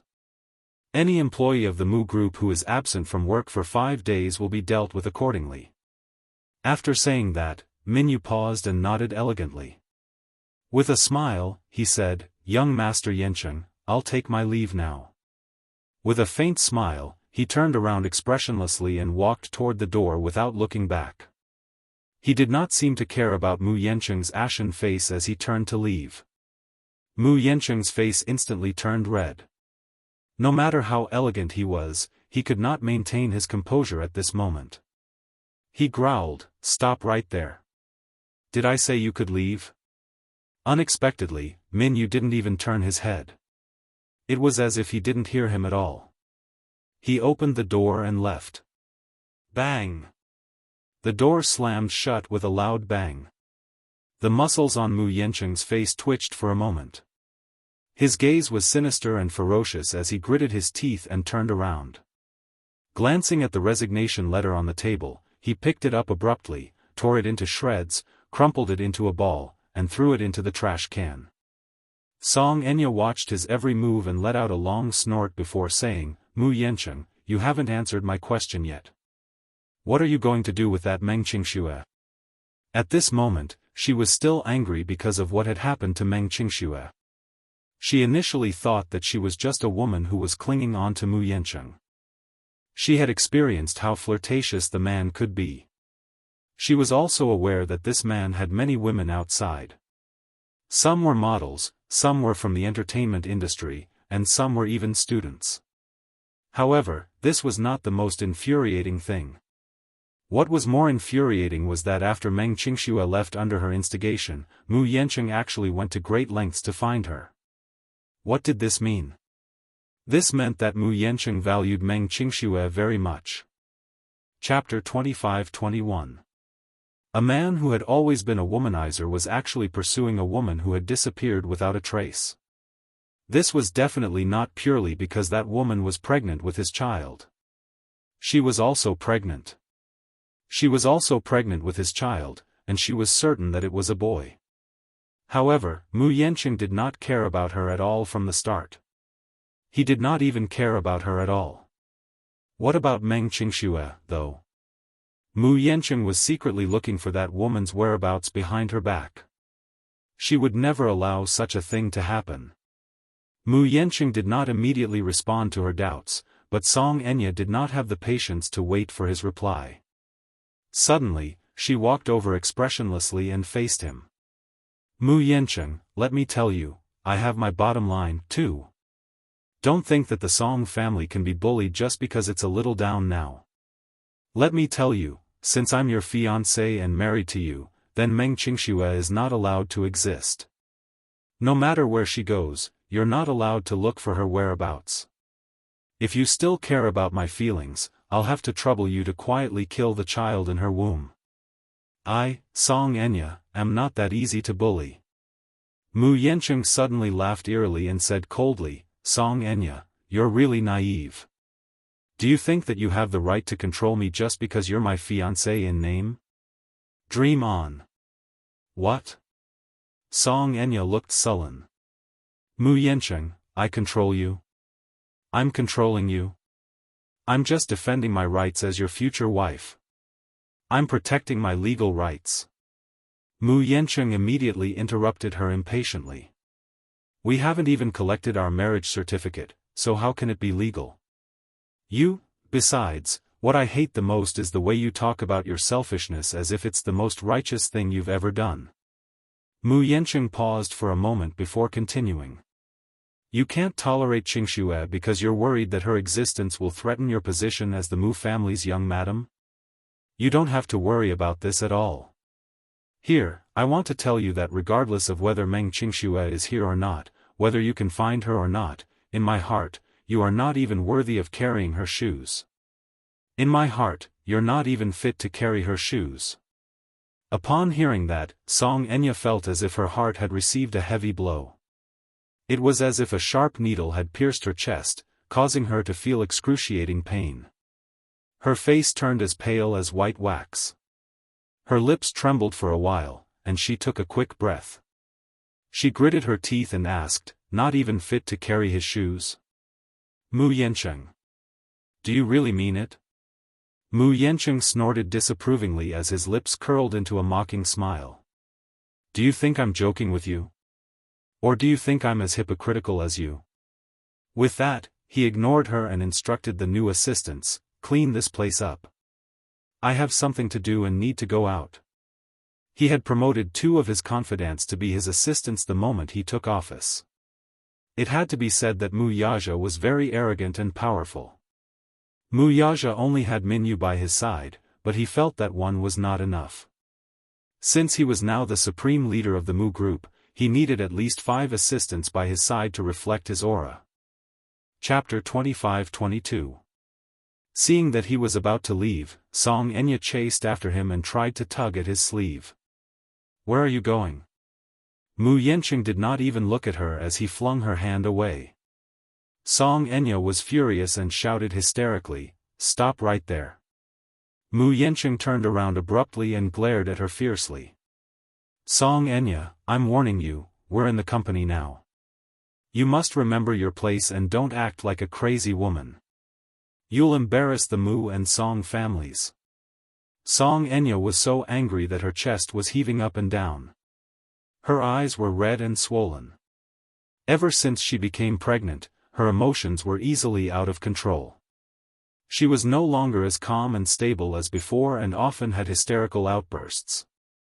She forced herself to calm down and suddenly asked in a trembling voice, "Mu Yancheng, do you treat me as your fiancé or not?" "Of course." Mu Yancheng's voice was cold. "You're my fiancé. This is an undeniable fact. Since I've acknowledged you, I won't deny your value. Then, what right do you have to treat me like this?" Song Enya widened her eyes as tears streamed down her cheeks. Why was it so difficult to find a man who would dote on her? First, it was Mu Yaja. Now, it was Mu Yancheng. None of them had ever cared about her. Only God knew how jealous she was of Yun Shishir to be doted on like that. What about her? For a single favor, she felt like she was a beggar, pitifully begging for pity, but what she got in return was still disdain. Song Enya could not figure it out. She questioned him word by word, "What right do you have? What right do you have to care so much about a lowly woman?" Mu Yancheng was silent for a while. Suddenly, Meng Qingshue's voice and face appeared in his mind. He recalled the times when she lay aggrievedly on his chest and would occasionally throw a tantrum willfully. At that time, he felt that this woman was very much like a child, adorable and arrogant. He recalled that when he was unwell, she took care of him day and night, staying by his bedside and taking good care of him. At that time, he felt the radiance of motherhood and maturity from her. Mu Yancheng could not help curling his lips into a smile as he calmly said, "Based on the fact that she treats me wholeheartedly, she'll never scheme against me like you did." With that, he pushed the door open and left without another look at the Missy. Song Enya stood rooted to the ground in a daze, suddenly having an epiphany. It turned out that this man probably still hadn't gotten over the fact that she had schemed against him and used him. She fell to the ground in a daze as she stared blankly in the direction where Mu Yancheng had left. Tears fell silently from her eyes. With Mu Linfeng's support, Mu Yancheng's promotion was a matter of course. Mu Linfeng was extremely prestigious in the Mu family. After Mu Yaja left the Mu group, his words carried the most weight in the family. On the night before the announcement was made, Mu Yancheng tossed and turned restlessly in bed. His heart was heavy, and he was so agitated and uneasy that he could not fall asleep. Perhaps it was because he felt that the good thing he had been dreaming of all this time had come too suddenly that he could not help but doubt the authenticity of this matter. He even wondered if he was having a long and sweet dream. Once his sweet dream was shattered and he woke up from it, the Mu family would still be under Mu Yaja's control. Chapter 25-23. Perhaps, this was not a dream, but in his imagination, the succession ceremony would probably not be carried out successfully. Someone would definitely make things difficult for him. However, on this day, the succession ceremony was held as scheduled. During the shareholders' meeting, he officially became the new president of the Mu Group under the witness of all the important members of the Mu family and the senior shareholders of the company. After the meeting, he walked into his office. The originally luxurious CEO's office had been cleaned up to look brand new, and the name tag on the table had been replaced with his name. It was only then that an indescribable heat surged from his chest like a dream. He had finally gotten what he wanted. He had become the real head of the Mu Group. He knew very well that, although he was the head of the company on the surface, the real power was still in the hands of Mu Linfeng. However, there was no hurry in this matter. Mu Linfeng's body was no longer as strong as it used to be. When he was no longer around, the real power would return to him, would it not? He was finally at ease. With this, he could finally satisfy the surging desire in his heart. He did not sit in the office for long. Instead, he left the office to patrol the employees' area. As he walked through the rows of employees' work areas, the gazes of the elites in suits and leather shoes that he met changed from the initial disdain and suspicion to the current reverence and subservience. He could feel the eagerness and flattery on the faces of the employees wherever he looked. This was probably the charm of power, right? Everyone would bow down to him and respect him. No one dared to disobey his will. Therefore, many people in the Mu family wanted to climb up the ladder by hook or by crook. They coveted this position for no other reason than to stand at the peak and be worshipped and looked up to by everyone. Standing at the peak, one would realize that when one looked down at them, everyone would be as insignificant as a speck of dust or an ant. He seemed to be able to flatten them at will. He had waited so long for this moment. Now, he finally got what he wanted. At the thought of this, Mu Yanqing wanted to laugh out loud without restraint, but his rationality restrained him from doing so. In the end, he managed to maintain his composure as he returned to the CEO's office. After the Mu Group's stock market plunged, although there were doubts about Mu Yanqing's succession, most of them regarded him as their savior. However, many senior and elite employees did not have much confidence in Mu Yanqing. If it was in the past, when Mu Yaja was in charge of the Mu Group, none of the financial groups in the world could compete with the Mu Group. However, things were different now. Mu Yaja left the Mu Group and took over the position of president of the Jianghu Financial Group with great fanfare. He made a beautiful comeback with great fanfare. Now, he was ambitious and rapidly rising in power. He had become the leader of the Xianxia Financial Group. This was simply a miracle. Apart from Mu Yaja, no one else would be able to create such a miracle. The Jianghu Financial Group, the existence that the Mu Group loved and hated, was now the biggest enemy of the Mu Group. Chapter 25-24. The reason why they said they loved and hated him was because the person in charge of Jianghu was the leader of the Mu Group whom they had always respected and looked up to. What they hated was that every time Jianghu made a move, it was undoubtedly to destroy the Mu Group's future. The ruthlessness of his moves was jaw-dropping. Mu Linfeng once thought pessimistically that the will of this chess piece had finally recovered. From now on, he was probably light years away from the end of his era. Perhaps, there would never be an end to it. This was because he knew very well that his son, Yun Tianyu, was not a kind person and was not of his kind. At such a young age, he had already made a name for himself. His future was simply incredible. Checkmate. In the hotel suite, Yu placed his chess piece down with the conceit of a victor on his face. Mu Yaja furrowed his brows and looked at the proud little lad opposite him. He heard Yu say smugly and disdainfully, "Daddy, you've lost again. TSK, TSK. You have to admit that you're old." This lad was asking for a beating. How dare he tease his old man? Could he leave him some face? Yun Shishir was watching the game from the side with Xiao Yichen in her arms. When she saw the final result, she was not surprised and laughed out loud. "Hubby, you're no match for Yu at all." That's right, that's right. Daddy, you should give up struggling. Yu is the back wave, and you're the front wave. He has already knocked you down to the beach. Mu Yaja glared at him, and the latter immediately shut up. He threw himself into Yun Shishir's arms aggrievedly and called out pitifully, "Mommy, Daddy is scolding me again." Yu said earnestly, "Daddy, don't be unwilling to admit defeat. Give up struggling. Your chess skills are not as good as mine." Mu Yaja said awkwardly, "I haven't played in a long time. I'm a little rusty. Don't make excuses for your failure." Yu educated him seriously. Even if you lose, you have to admit defeat gracefully. That's what a gentleman is. Mu Yaja gritted his teeth at her words. Oh my God. He really wanted to beat this kid up. Asking for a beating. All right. It's getting late. Yun Shishir looked at the sky outside the window. It was 10 p.m. in Prague. It was time to rest early. We still have to fly to Italy tomorrow. Yu immediately hugged Yun Shishir and said coquettishly, "I want to sleep with mommy." Xiao Yichen immediately hugged Yun Shishir, unwilling to let go. "I want to sleep with mommy too." Mu Yaja walked over, pinched each of them by their ears, and pulled them away. "Sleep on your own. Don't hoard my woman."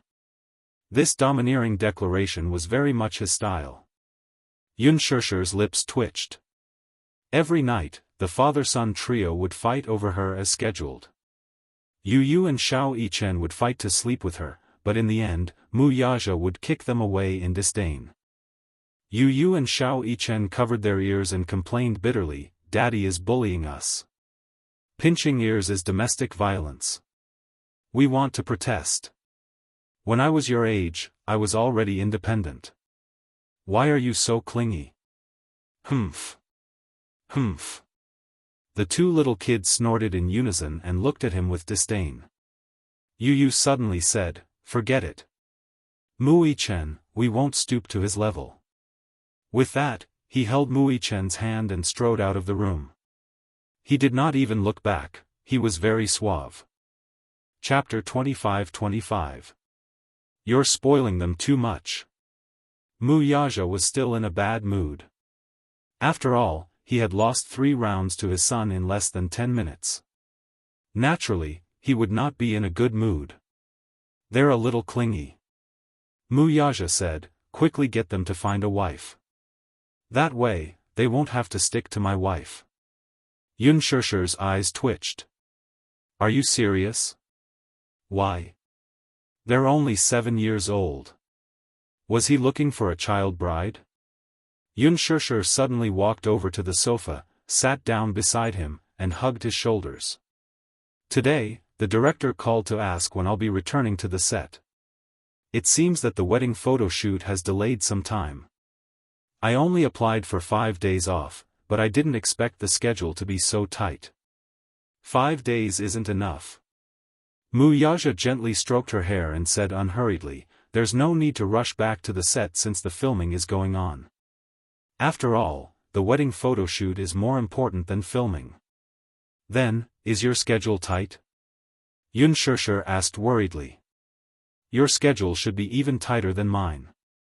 Shengyu is still waiting for you to rush back to take charge, right? I've made arrangements in advance. If there's anything, Jinyu will take care of it." "Oh," Yunshirsher pondered for a moment before suddenly saying, "I saw the news today. Mu Yanqing has officially taken over the position of Disheng Financial Group's CEO. Do you know about this?" Mu Yaja appeared indifferent. "It's not something to be concerned about. I'm worried that the Mu Group will make a bold move against Xingyu Financial Group and launch a series of counterattacks. The business world is filled with gunpowder all the time. There's no difference whether there's one more enemy or one less. Besides, Mu Linfeng is now in charge of the Mu family. They're already at their wits' end. You, on the other hand, don't have to worry so much." Mu Yaja lowered his head and could not help but give her a light peck on the lips. Then, he smiled and said, "You're here for the wedding photo shoot. Why are you worrying about this and that?" "I'm worried for you. I know what I'm doing. If I'm not confident, I won't act. Since I've left Mu Group, I'm confident that I can trample Mu Group under my feet." After he finished speaking, he looked at her face and his gaze became gentler. Under the light, her beautiful face was bright and beautiful. His heart was moved by her moving eyes and he couldn't help but move closer to her.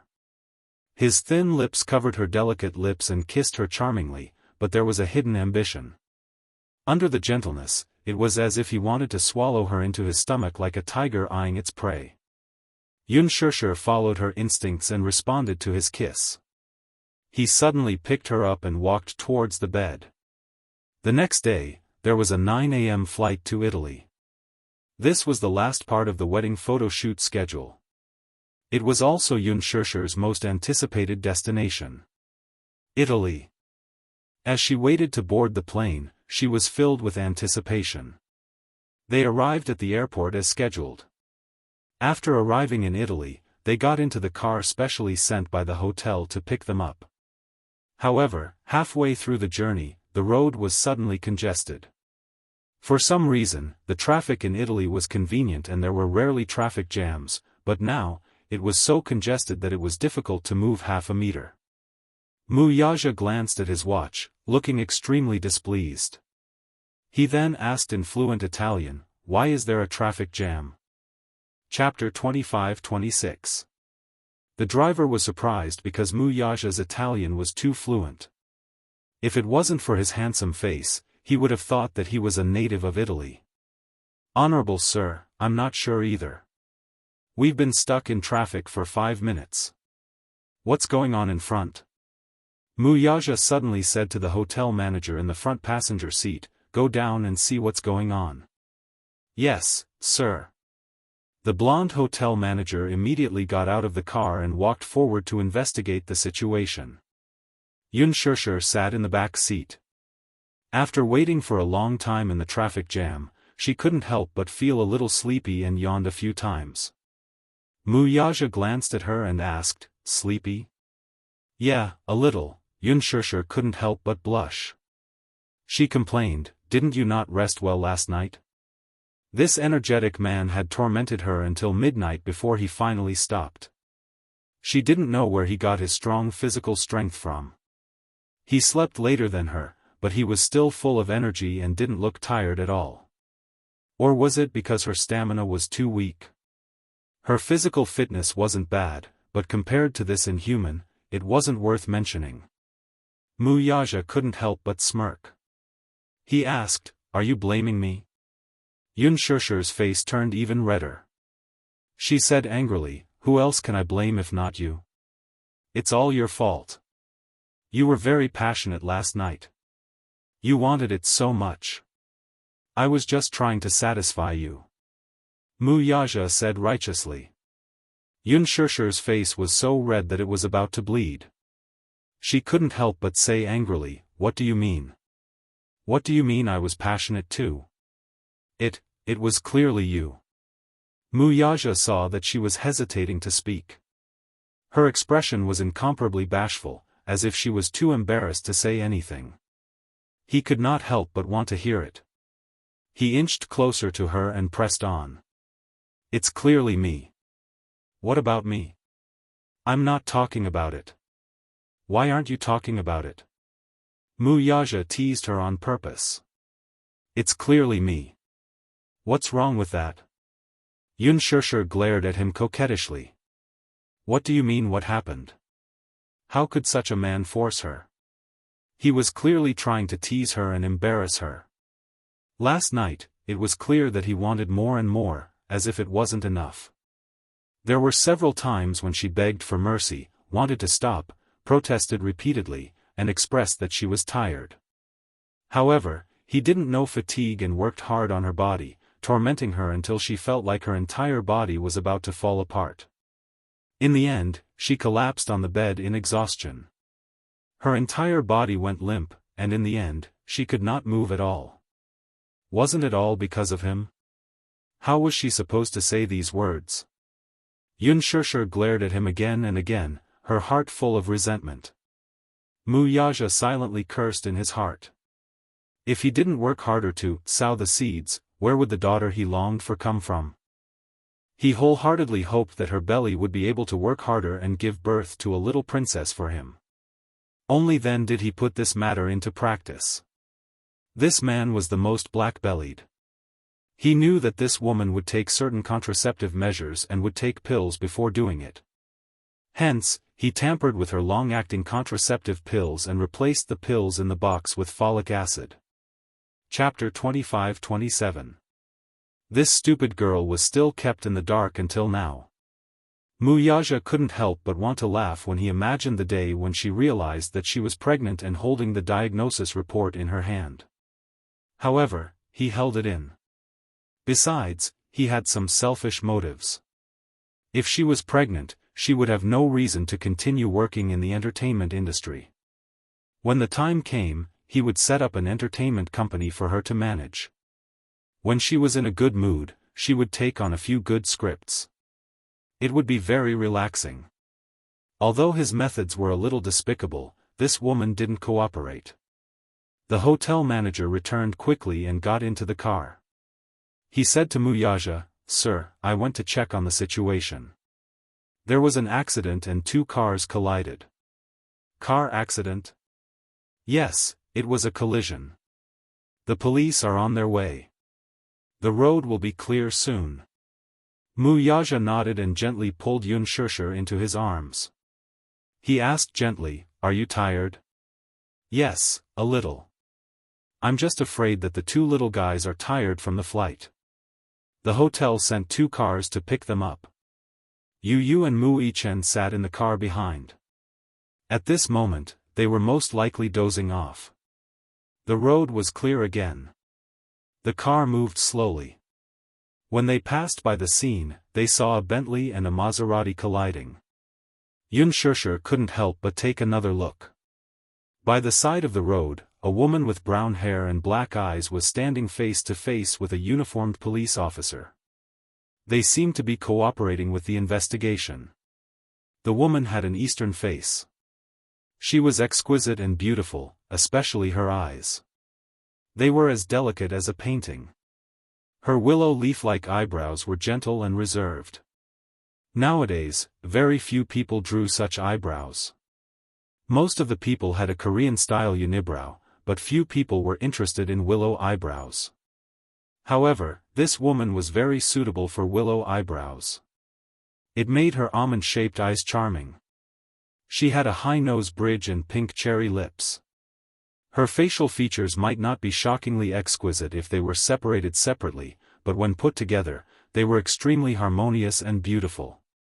Moreover, they were extremely recognizable and unforgettable.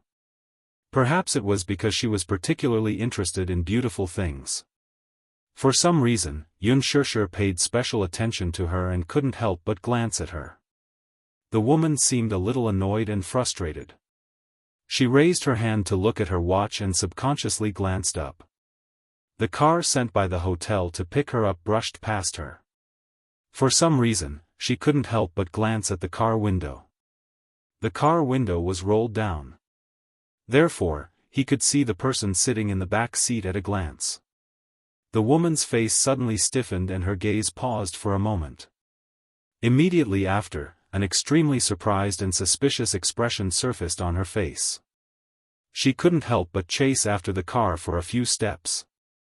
When she clearly saw the man sitting in the back seat of the car, she was shocked and couldn't help but take a step forward.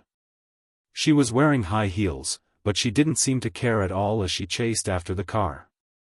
Yun Shishir had already retracted her gaze, but when she looked up, she saw in the rearview mirror that the exquisite-looking woman was chasing after the car. She was waving her hands, and her hair was messed up by the wind. Her red lips were slightly open as if she was shouting something. However, sitting in the car, she couldn't hear anything at all. Yun Shishir muttered in puzzlement, "That's weird. Why is this woman chasing after the car?"